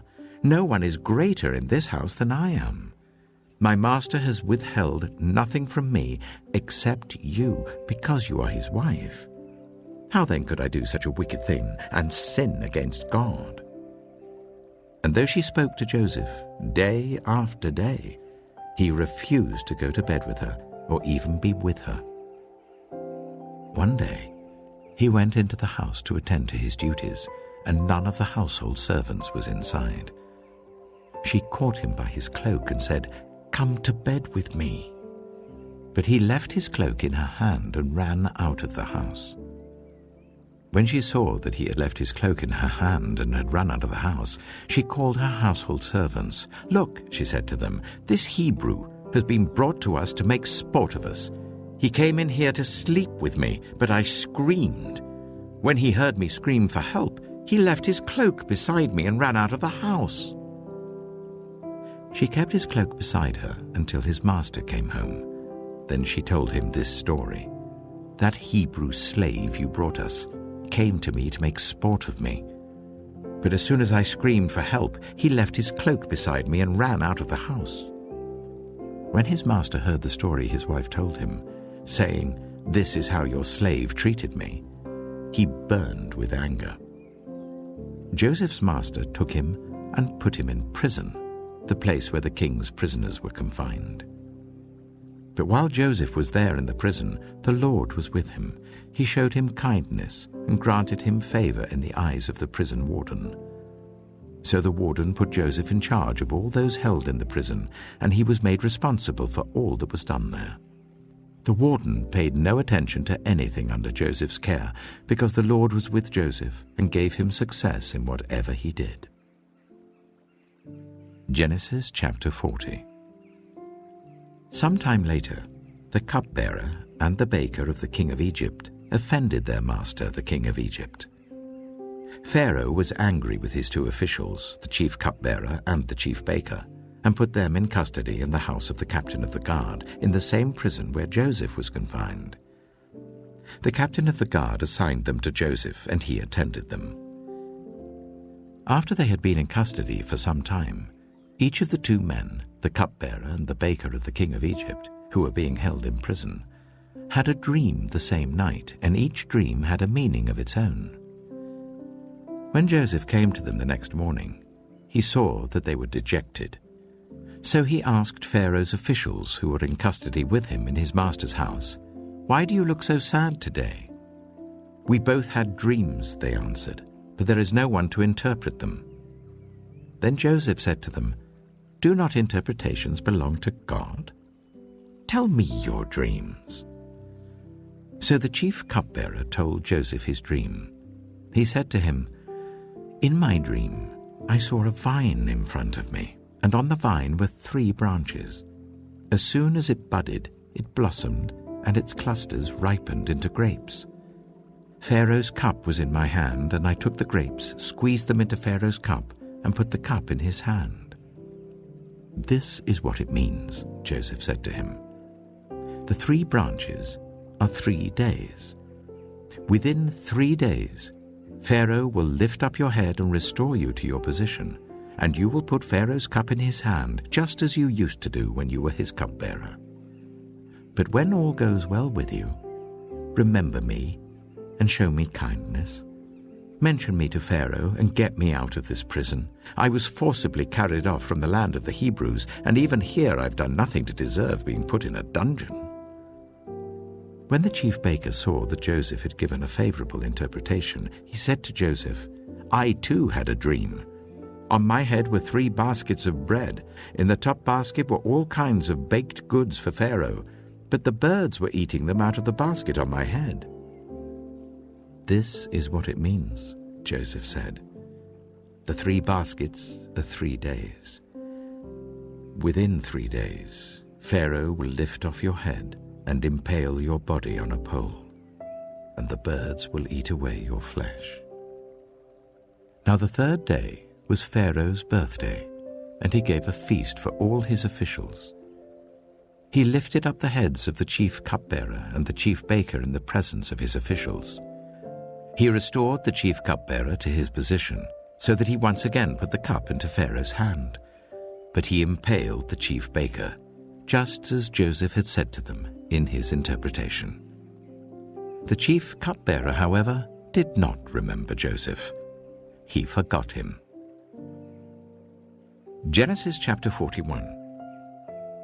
When 2 full years had passed, Pharaoh had a dream. He was standing by the Nile, when out of the river there came up 7 cows, sleek and fat, and they grazed among the reeds.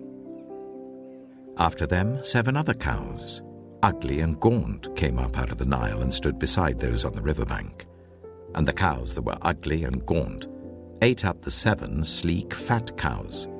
Then Pharaoh woke up. He fell asleep again and had a second dream. 7 ears of corn, healthy and good, were growing on a single stalk. After them 7 other ears of corn sprouted, thin and scorched by the east wind. The thin ears of corn swallowed up the 7 healthy, full ears. Then Pharaoh woke up. It had been a dream. In the morning his mind was troubled, so he sent for all the magicians and wise men of Egypt. Pharaoh told them his dreams, but no one could interpret them for him. Then the chief cupbearer said to Pharaoh, Today I'm reminded of my shortcomings. Pharaoh was once angry with his servants, and he imprisoned me and the chief baker in the house of the captain of the guard. Each of us had a dream the same night, and each dream had a meaning of its own. Now a young Hebrew was there with us, a servant of the captain of the guard. We told him our dreams, and he interpreted them for us, giving each man the interpretation of his dream. And things turned out exactly as he interpreted them to us. I was restored to my position, and the other man was impaled. So Pharaoh sent for Joseph, and he was quickly brought from the dungeon. When he had shaved and changed his clothes, he came before Pharaoh. Pharaoh said to Joseph, "I had a dream, and no one can interpret it. But I have heard it said of you that when you hear a dream, you can interpret it." "I cannot do it," Joseph replied to Pharaoh, "but God will give Pharaoh the answer he desires." Then Pharaoh said to Joseph, "In my dream I was standing on the bank of the Nile. When out of the river there came up 7 cows, fat and sleek, and they grazed among the reeds. After them 7 other cows came up, scrawny and very ugly and lean. I had never seen such ugly cows in all the land of Egypt. The lean, ugly cows ate up the 7 fat cows that came up first. But even after they ate them, no one could tell that they had done so. They looked just as ugly as before. Then I woke up. In my dream I saw 7 ears of corn, full and good, growing on a single stalk. After them 7 other ears sprouted, withered and thin and scorched by the east wind. The thin ears of corn swallowed up the 7 good ears. I told this to the magicians, but none of them could explain it to me." Then Joseph said to Pharaoh, "The dreams of Pharaoh are one and the same. God has revealed to Pharaoh what he is about to do. The 7 good cows are 7 years, and the 7 good ears of corn are 7 years. It is one and the same dream. The 7 lean, ugly cows that came up afterward are 7 years, and so are the 7 worthless ears of corn scorched by the east wind. They are 7 years of famine. It is just as I said to Pharaoh. God has shown Pharaoh what he is about to do. 7 years of great abundance are coming throughout the land of Egypt, but 7 years of famine will follow them. Then all the abundance in Egypt will be forgotten, and the famine will ravage the land. The abundance in the land will not be remembered, because the famine that follows it will be so severe. The reason the dream was given to Pharaoh in 2 forms is that the matter has been firmly decided by God, and God will do it soon. And now let Pharaoh look for a discerning and wise man, and put him in charge of the land of Egypt. Let Pharaoh appoint commissioners over the land to take 1/5 of the harvest of Egypt during the 7 years of abundance.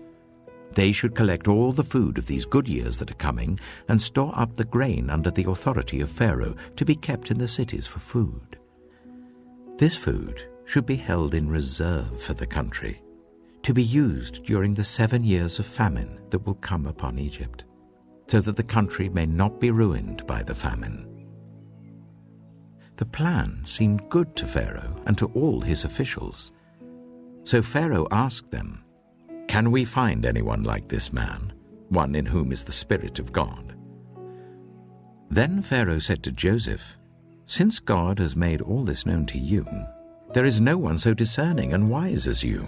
You shall be put in charge of my palace, and all my people are to submit to your orders. Only with respect to the throne will I be greater than you." So Pharaoh said to Joseph, "I hereby put you in charge of the whole land of Egypt." Then Pharaoh took his signet ring from his finger and put it on Joseph's finger. He dressed him in robes of fine linen and put a gold chain around his neck.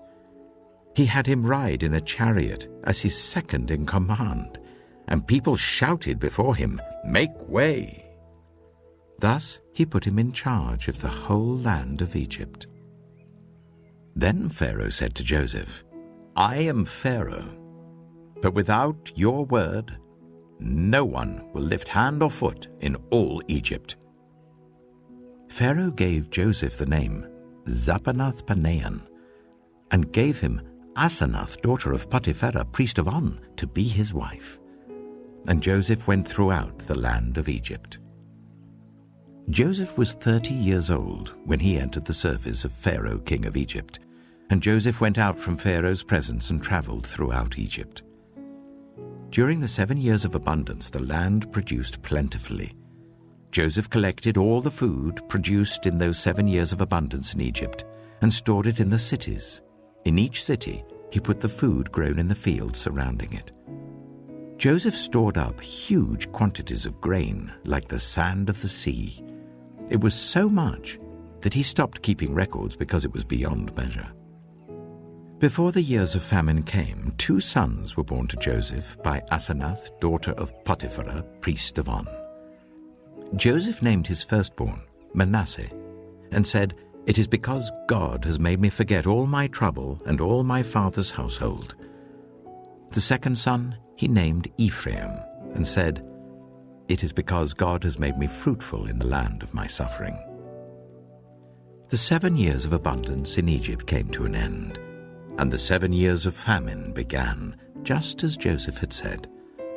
There was famine in all the other lands, but in the whole land of Egypt there was food. When all Egypt began to feel the famine, the people cried to Pharaoh for food. Then Pharaoh told all the Egyptians, "Go to Joseph and do what he tells you." When the famine had spread over the whole country, Joseph opened all the storehouses and sold grain to the Egyptians, for the famine was severe throughout Egypt.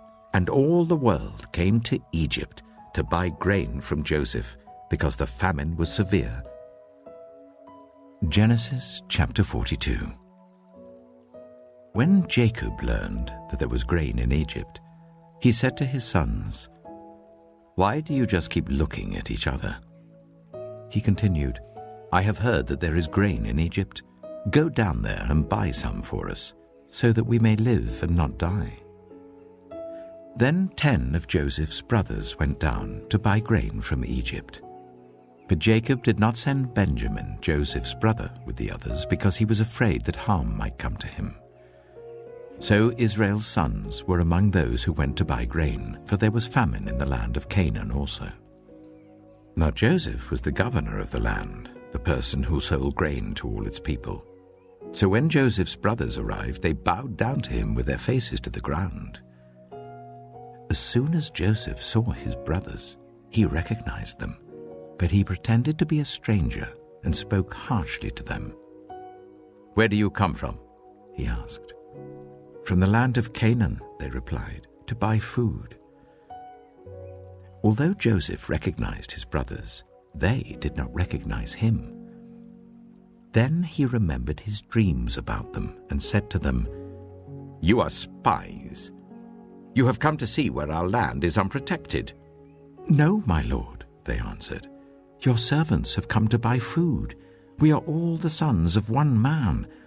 Your servants are honest men, not spies." "No," he said to them, "you have come to see where our land is unprotected."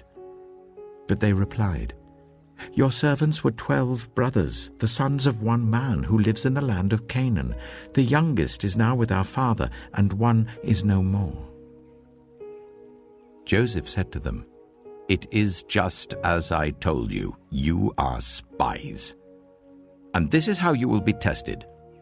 As surely as Pharaoh lives, you will not leave this place unless your youngest brother comes here. Send one of your number to get your brother. The rest of you will be kept in prison, so that your words may be tested to see if you are telling the truth. If you are not, then as surely as Pharaoh lives, you are spies." And he put them all in custody for 3 days. On the 3rd day, Joseph said to them, "Do this, and you will live, for I fear God. If you are honest men, let one of your brothers stay here in prison, while the rest of you go and take grain back for your starving households. But you must bring your youngest brother to me, so that your words may be verified, and that you may not die." This they proceeded to do. They said to one another, Surely we are being punished because of our brother. We saw how distressed he was when he pleaded with us for his life, but we would not listen. That's why this distress has come on us." Reuben replied, "Didn't I tell you not to sin against the boy? But you wouldn't listen. Now we must give an accounting for his blood." They did not realize that Joseph could understand them, since he was using an interpreter. He turned away from them and began to weep, but then came back and spoke to them again. He had Simeon taken from them and bound before their eyes.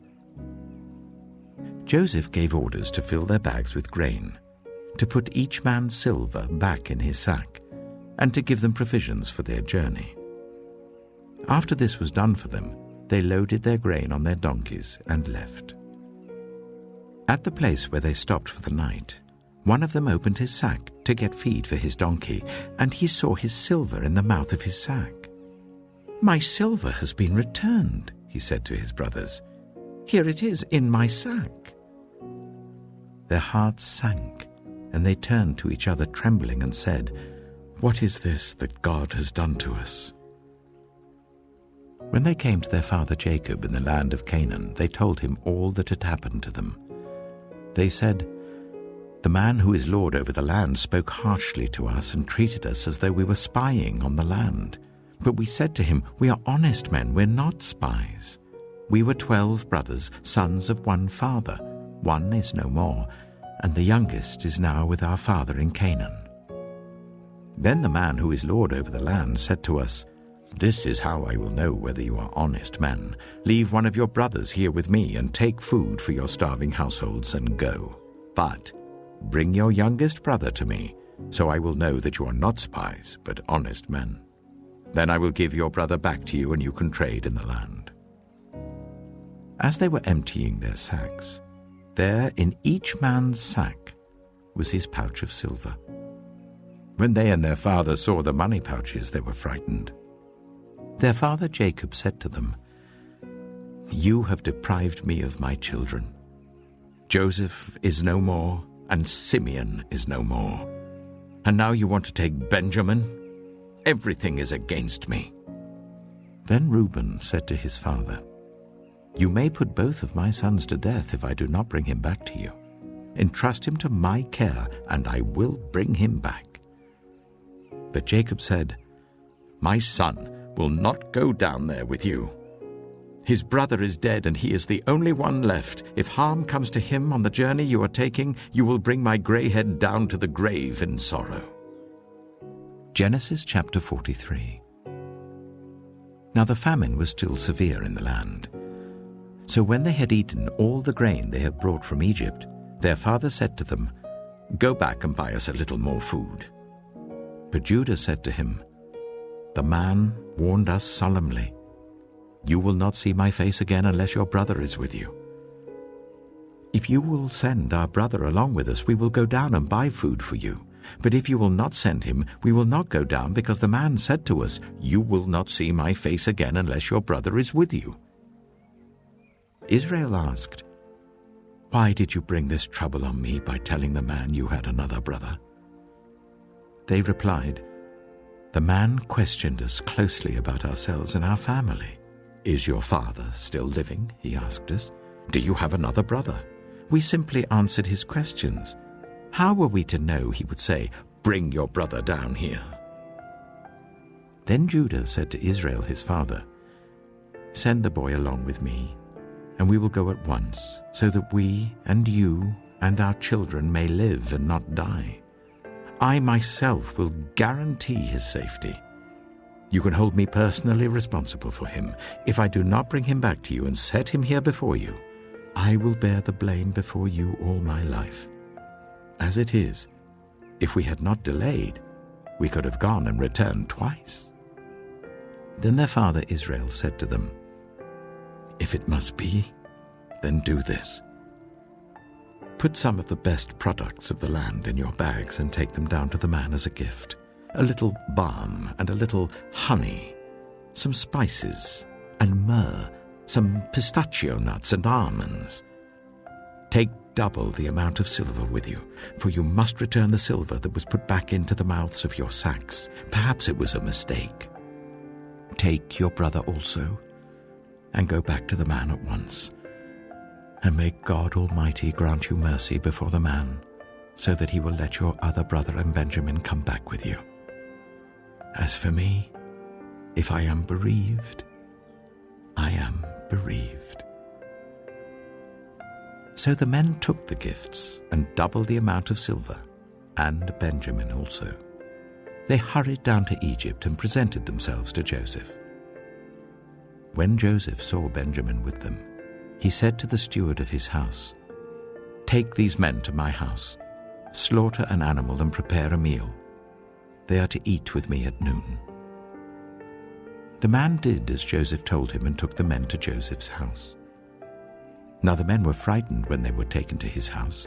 They thought, "We were brought here because of the silver that was put back into our sacks the first time. He wants to attack us and overpower us and seize us as slaves and take our donkeys." So they went up to Joseph's steward and spoke to him at the entrance to the house. "We beg your pardon, our lord," they said. "We came down here the first time to buy food, but at the place where we stopped for the night we opened our sacks and each of us found his silver, the exact weight, in the mouth of his sack. So we have brought it back with us. We have also brought additional silver with us to buy food. We don't know who put our silver in our sacks." "It's all right," he said. "Don't be afraid. Your God, the God of your father, has given you treasure in your sacks. I received your silver." Then he brought Simeon out to them. The steward took the men into Joseph's house, gave them water to wash their feet, and provided fodder for their donkeys. They prepared their gifts for Joseph's arrival at noon, because they had heard that they were to eat there. When Joseph came home, they presented to him the gifts they had brought into the house, and they bowed down before him to the ground. He asked them how they were, and then he said, "How is your aged father you told me about? Is he still living?" They replied, "Your servant our father is still alive and well," and they bowed down, prostrating themselves before him. As he looked about and saw his brother Benjamin, his own mother's son, he asked, "Is this your youngest brother, the one you told me about?" And he said, "God be gracious to you, my son." Deeply moved at the sight of his brother, Joseph hurried out and looked for a place to weep. He went into his private room and wept there. After he had washed his face, he came out and, controlling himself, said, "Serve the food." They served him by himself, the brothers by themselves, and the Egyptians who ate with him by themselves, because Egyptians could not eat with Hebrews, for that is detestable to Egyptians. The men had been seated before him in the order of their ages, from the firstborn to the youngest, and they looked at each other in astonishment. When portions were served to them from Joseph's table, Benjamin's portion was 5 times as much as anyone else's. So they feasted and drank freely with him. Genesis chapter 44. Now Joseph gave these instructions to the steward of his house. "Fill the men's sacks with as much food as they can carry, and put each man's silver in the mouth of his sack.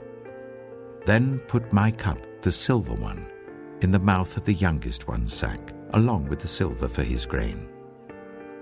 And he did as Joseph said. As morning dawned, the men were sent on their way with their donkeys.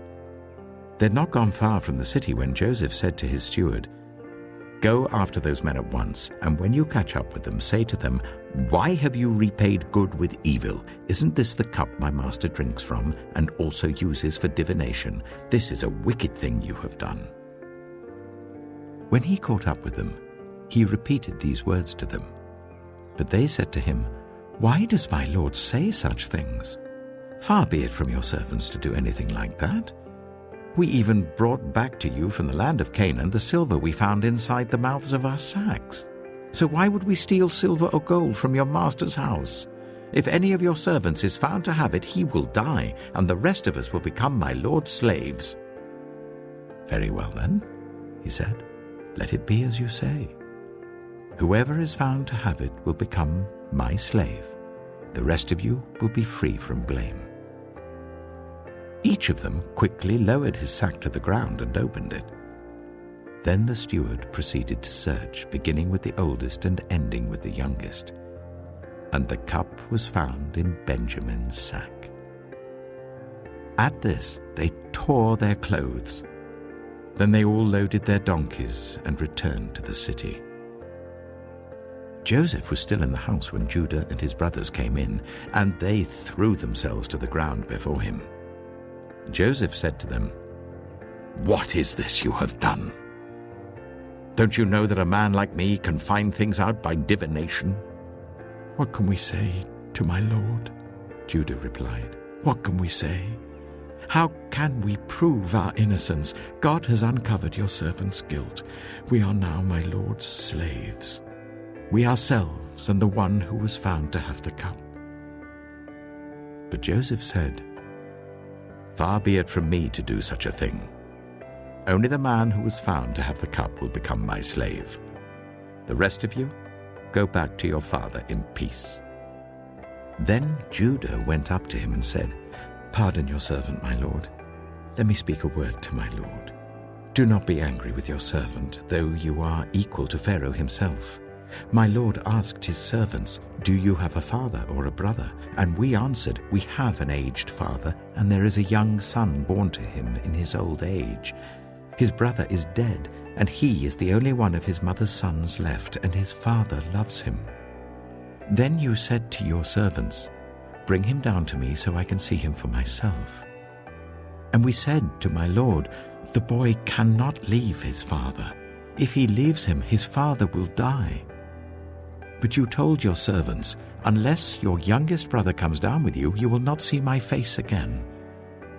When we went back to your servant, my father, we told him what my lord had said. Then our father said, 'Go back and buy a little more food.' But we said, 'We cannot go down. Only if our youngest brother is with us will we go. We cannot see the man's face unless our youngest brother is with us.' Your servant, my father, said to us, 'You know that my wife bore me 2 sons. One of them went away from me, and I said, "He has surely been torn to pieces," and I have not seen him since. If you take this one from me too, and harm comes to him, you will bring my gray head down to the grave in misery. So now, if the boy is not with us, when I go back to your servant my father, and if my father, whose life is closely bound up with the boy's life, sees that the boy isn't there, he will die. Your servants will bring the gray head of our father down to the grave in sorrow.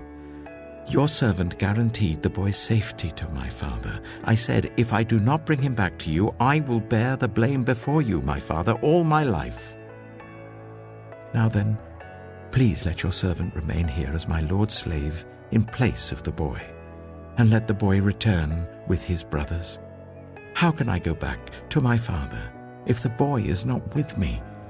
No, do not let me see the misery that would come on my father." Genesis chapter 45.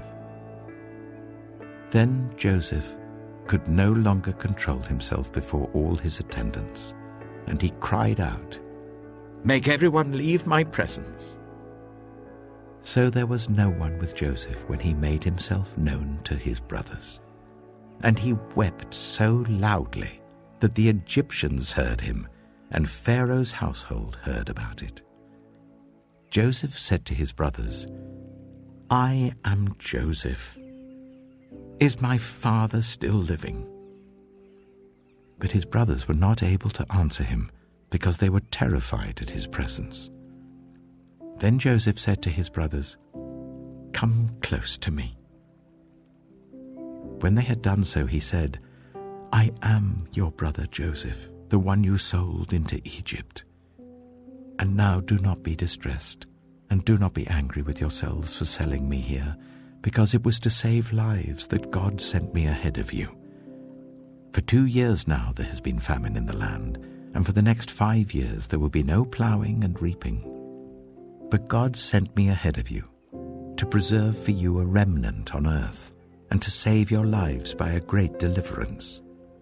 So then it was not you who sent me here, but God. He made me father to Pharaoh, lord of his entire household and ruler of all Egypt. Now hurry back to my father, and say to him, this is what your son Joseph says, God has made me lord of all Egypt. Come down to me, don't delay. You shall live in the region of Goshen and be near me, you, your children and grandchildren, your flocks and herds and all you have. I will provide for you there, because 5 years of famine are still to come. Otherwise, you and your household and all who belong to you will become destitute.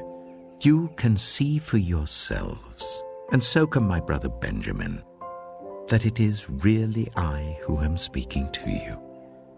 Tell my father about all the honor accorded me in Egypt and about everything you have seen, and bring my father down here quickly."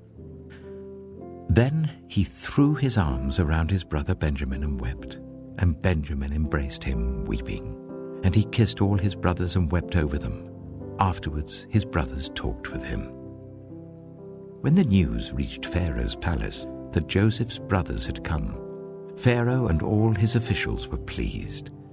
Pharaoh said to Joseph, "Tell your brothers, do this, load your animals and return to the land of Canaan, and bring your father and your families back to me. I will give you the best of the land of Egypt, and you can enjoy the fat of the land." You are also instructed to tell them, "Do this. Take some carts from Egypt for your children and your wives, and get your father and come. Never mind about your belongings, because the best of all Egypt will be yours." So the sons of Israel did this. Joseph gave them carts, as Pharaoh had commanded, and he also gave them provisions for their journey. To each of them he gave new clothing, but to Benjamin he gave 300 shekels of silver and 5 sets of clothes. And this is what he sent to his father: 10 donkeys loaded with the best things of Egypt, and 10 female donkeys loaded with grain and bread and other provisions for his journey. Then he sent his brothers away, and as they were leaving he said to them, "Don't quarrel on the way." So they went up out of Egypt and came to their father Jacob in the land of Canaan.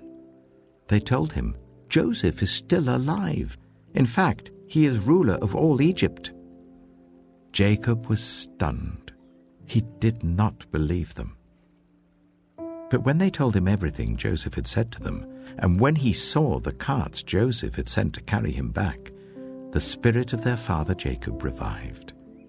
And Israel said, "I am convinced my son Joseph is still alive. I will go and see him before I die." Genesis chapter 46. So Israel set out with all that was his, and when he reached Beersheba, he offered sacrifices to the God of his father Isaac. And God spoke to Israel in a vision at night and said, "Jacob, Jacob." "Here I am," he replied. "I am God, the God of your father," he said. "Do not be afraid to go down to Egypt, for I will make you into a great nation there. I will go down to Egypt with you, and I will surely bring you back again, and Joseph's own hand will close your eyes." Then Jacob left Beersheba, and Israel's sons took their father Jacob and their children and their wives in the carts that Pharaoh had sent to transport him. So Jacob and all his offspring went to Egypt, taking with them their livestock and the possessions they had acquired in Canaan. Jacob brought with him to Egypt his sons and grandsons and his daughters and granddaughters, all his offspring. These are the names of the sons of Israel, Jacob and his descendants who went to Egypt. Reuben, the firstborn of Jacob. The sons of Reuben: Hanok, Palu, Hezron, and Carmi. The sons of Simeon: Jemuel, Jamin, Ohad, Jachin, Zohar, and Shaul, the son of a Canaanite woman. The sons of Levi: Gershon, Kohath, and Merari. The sons of Judah: Onan, Shelah, Perez, and Zerah. But and Onan had died in the land of Canaan. The sons of Perez: Hezron and Hamul. The sons of Issachar: Tola, Pua, Jeshub, and Shimron. The sons of Zebulun: Sered, Elon, and Jahilel. These were the sons Leah bore to Jacob in Padan Aram, besides his daughter Dinah. These sons and daughters of his were 33 in all. The sons of Gad: Zephon, Haggai, Shunai, Esbon, Eri, Erodai, and Arilai. The sons of Asher: Imnah, Ishva, Ishvi, and Beriah. Their sister was Sirah. The sons of Beriah: Heber and Malchiel. These were the children born to Jacob by Zilpah, whom Laban had given to his daughter Leah, 16 in all. The sons of Jacob's wife Rachel: Joseph and Benjamin. In Egypt, Manasseh and Ephraim were born to Joseph by Asenath, daughter of Potiphar, priest of On.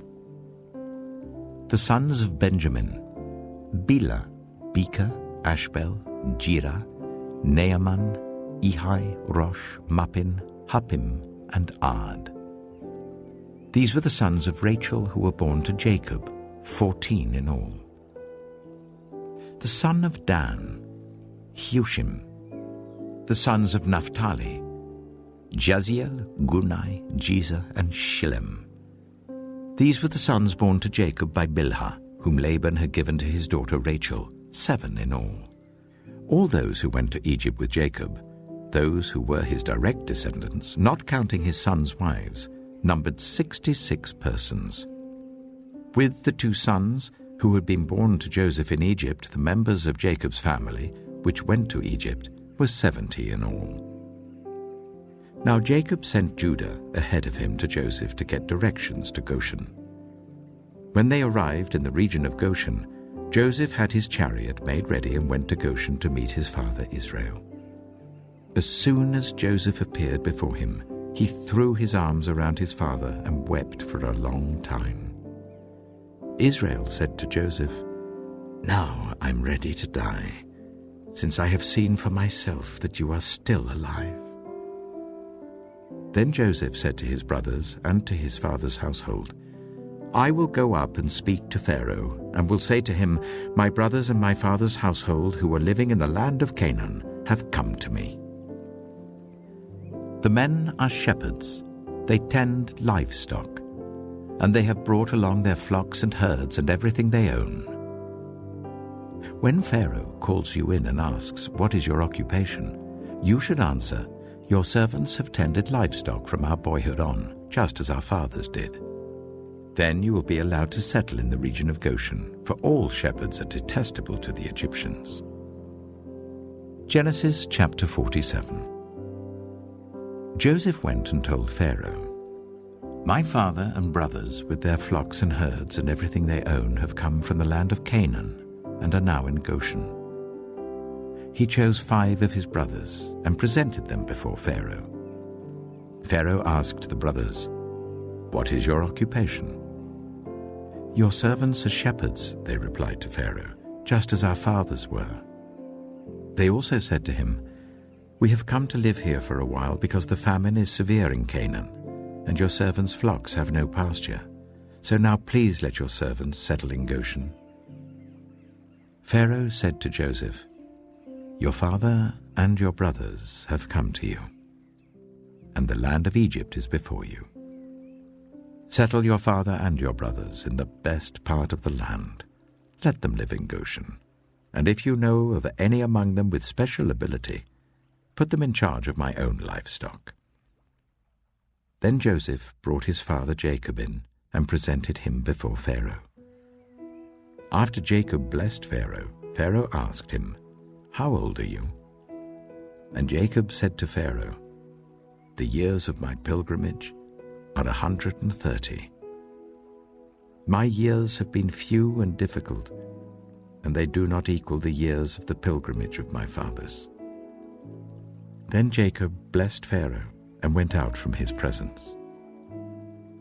So Joseph settled his father and his brothers in Egypt and gave them property in the best part of the land, the district of Ramesses, as Pharaoh directed. Joseph also provided his father and his brothers and all his father's household with food according to the number of their children. There was no food, however, in the whole region because the famine was severe. Both Egypt and Canaan wasted away because of the famine. Joseph collected all the money that was to be found in Egypt and Canaan in payment for the grain that they were buying, and he brought it to Pharaoh's palace. When the money of the people of Egypt and Canaan was gone, all Egypt came to Joseph and said, "Give us food. Why should we die before your eyes? Our money is all gone." "Then bring your livestock," said Joseph. "I will sell you food in exchange for your livestock, since your money is gone."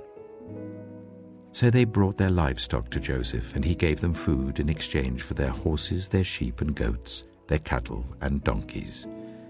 And he brought them through that year with food in exchange for all their livestock. When that year was over, they came to him the following year and said, "We cannot hide from our lord the fact that since our money is gone and our livestock belongs to you, there is nothing left for our lord except our bodies and our land. Why should we perish before your eyes, we and our land as well? Buy us and our land in exchange for food, and we with our land will be in bondage to Pharaoh. Give us seed so that we may live and not die, and that the land may not become desolate." So Joseph bought all the land in Egypt for Pharaoh. The Egyptians, one and all, sold their fields because the famine was too severe for them. The land became Pharaoh's, and Joseph reduced the people to servitude from one end of Egypt to the other. However, he did not buy the land of the priests, because they received a fixed allowance from Pharaoh, and had food enough from the allowance Pharaoh gave them. That is why they did not sell their land. Joseph said to the people, "Now that I have bought you and your land today for Pharaoh, here is seed for you so you can plant the ground. But when the crop comes in, give 1/5 of it to Pharaoh. The other 4/5 you may keep as seed for the fields and as food for yourselves and your households and your children." "You have saved our lives," they said. "May we find favor in the eyes of our Lord. We will be in bondage to Pharaoh." So Joseph established it as a law concerning land in Egypt, still in force today, that 1/5 of the produce belongs to Pharaoh. It was only the land of the priests that did not become Pharaoh's. Now the Israelites settled in Egypt in the region of Goshen. They acquired property there and were fruitful and increased greatly in number.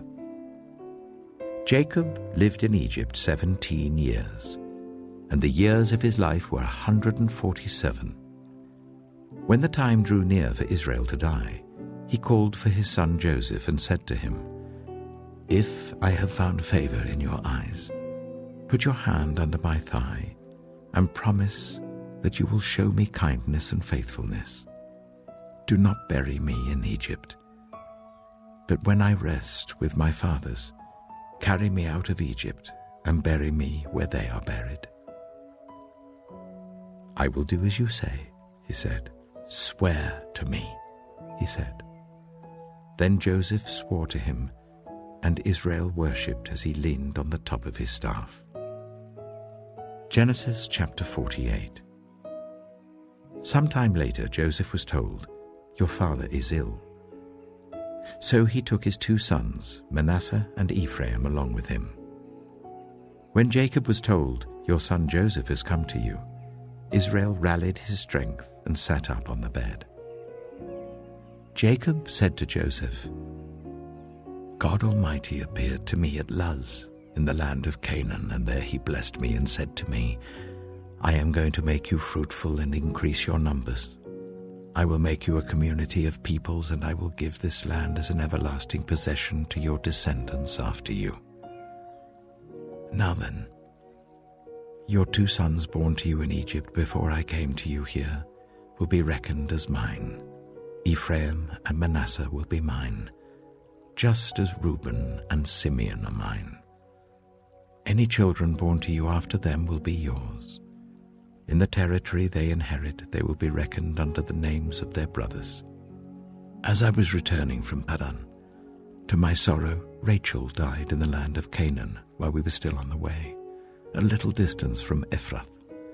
So I buried her there beside the road to Ephrath, that is Bethlehem. When Israel saw the sons of Joseph, he asked, "Who are these?"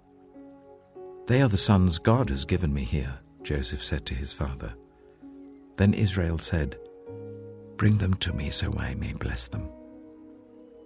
Now Israel's eyes were failing because of old age, and he could hardly see. So Joseph brought his sons close to him, and his father kissed them and embraced them. Israel said to Joseph, "I never expected to see your face again, and now God has allowed me to see your children too." Then Joseph removed them from Israel's knees and bowed down with his face to the ground. And Joseph took both of them, Ephraim on his right towards Israel's left hand, and Manasseh on his left towards Israel's right hand, and brought them close to him. But Israel reached out his right hand and put it on Ephraim's head, though he was the younger, and crossing his arms, he put his left hand on Manasseh's head, even though Manasseh was the firstborn.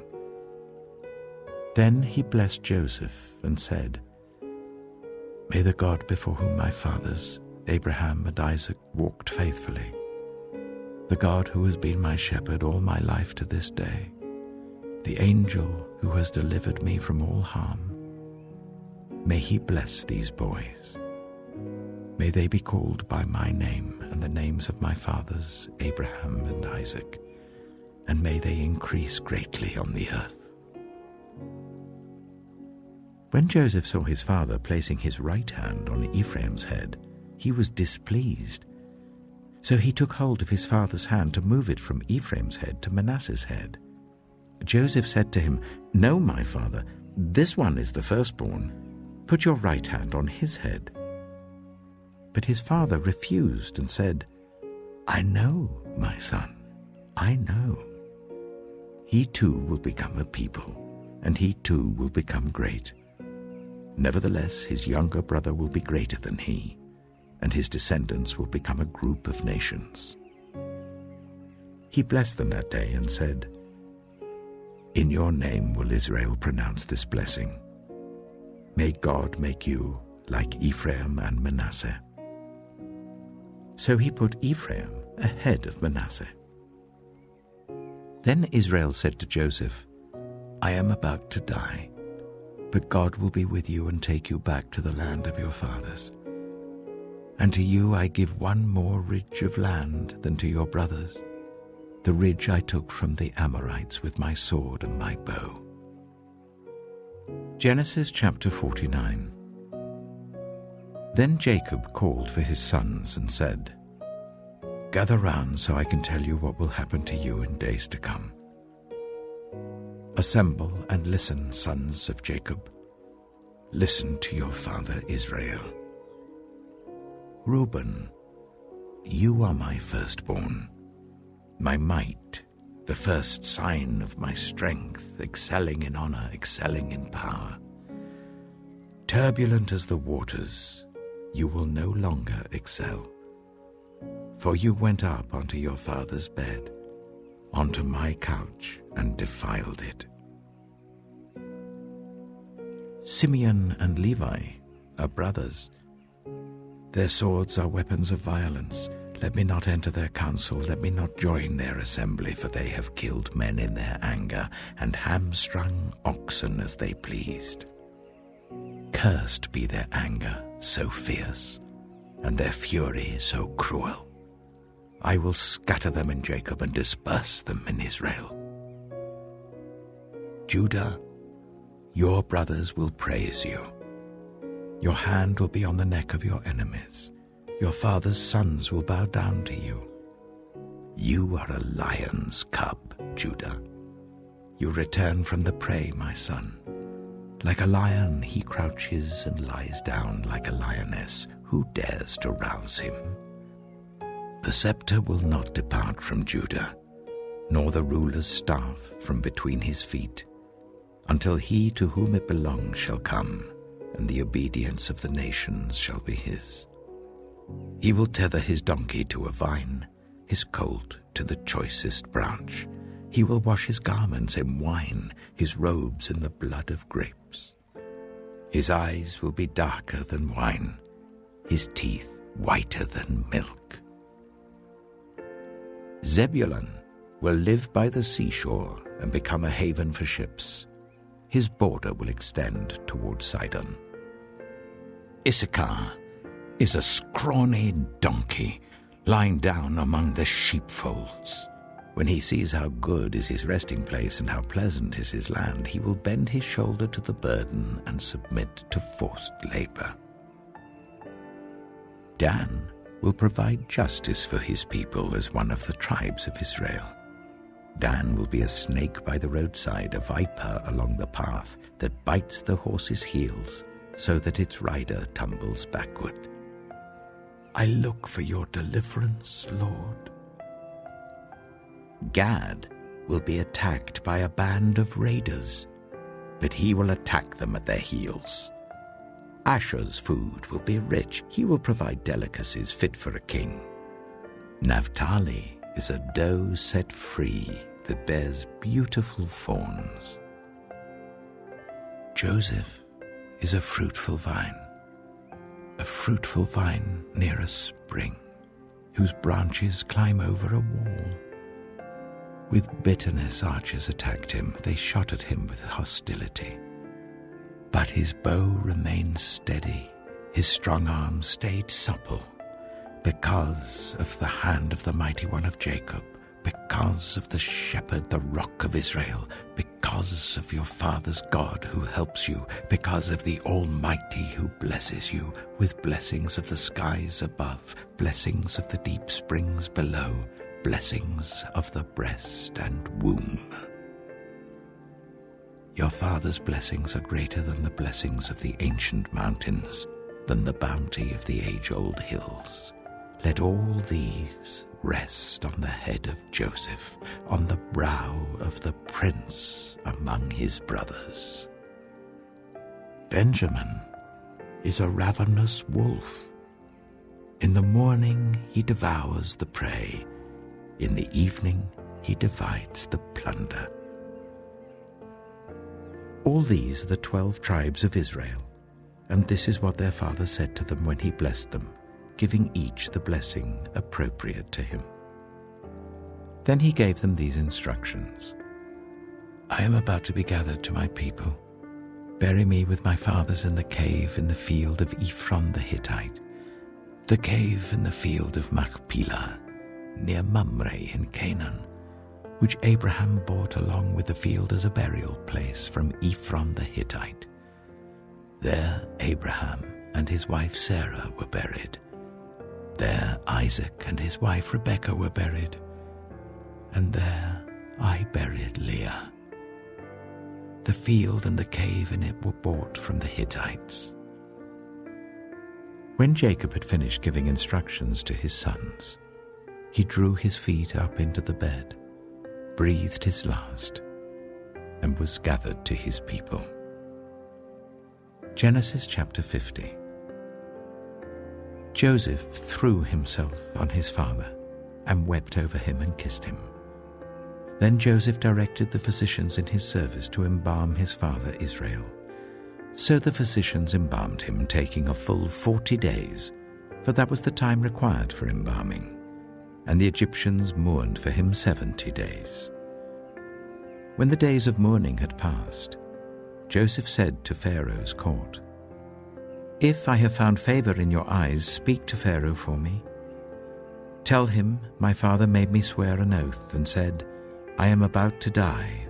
Bury me in the tomb I dug for myself in the land of Canaan. Now Let me go up and bury my father. Then I will return."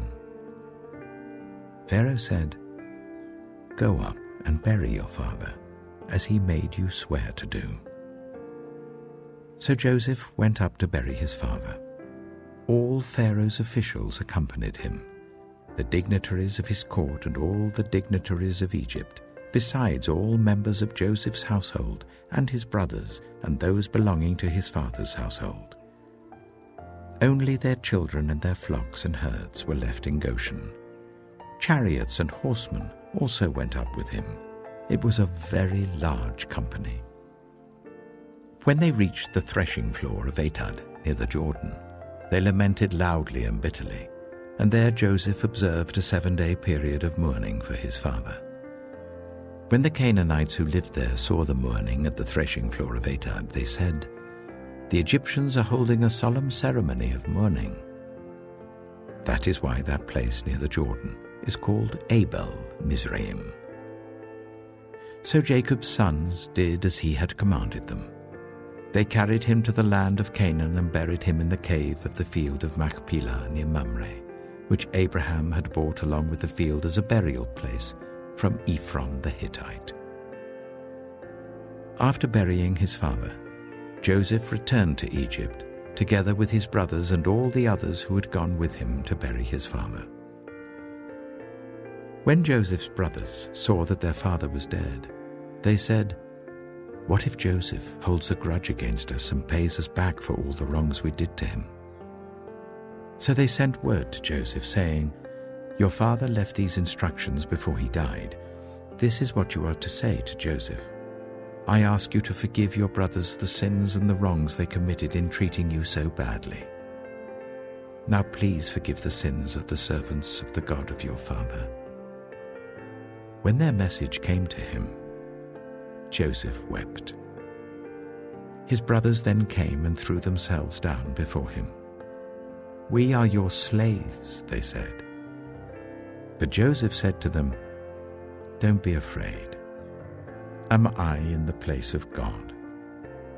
You intended to harm me, but God intended it for good, to accomplish what is now being done, the saving of many lives. So then don't be afraid. I will provide for you and your children." And he reassured them and spoke kindly to them. Joseph stayed in Egypt, along with all his father's family. He lived 110 years and saw the 3rd generation of Ephraim's children. Also the children of Machir, son of Manasseh, were placed at birth on Joseph's knees. Then Joseph said to his brothers, "I am about to die, but God will surely come to your aid and take you up out of this land, to the land he promised on oath to Abraham, Isaac, and Jacob." And Joseph made the Israelites swear an oath and said, "God will surely come to your aid, and then you must carry my bones up from this place." So Joseph died at the age of 110, and after they embalmed him, he was placed in a coffin in Egypt.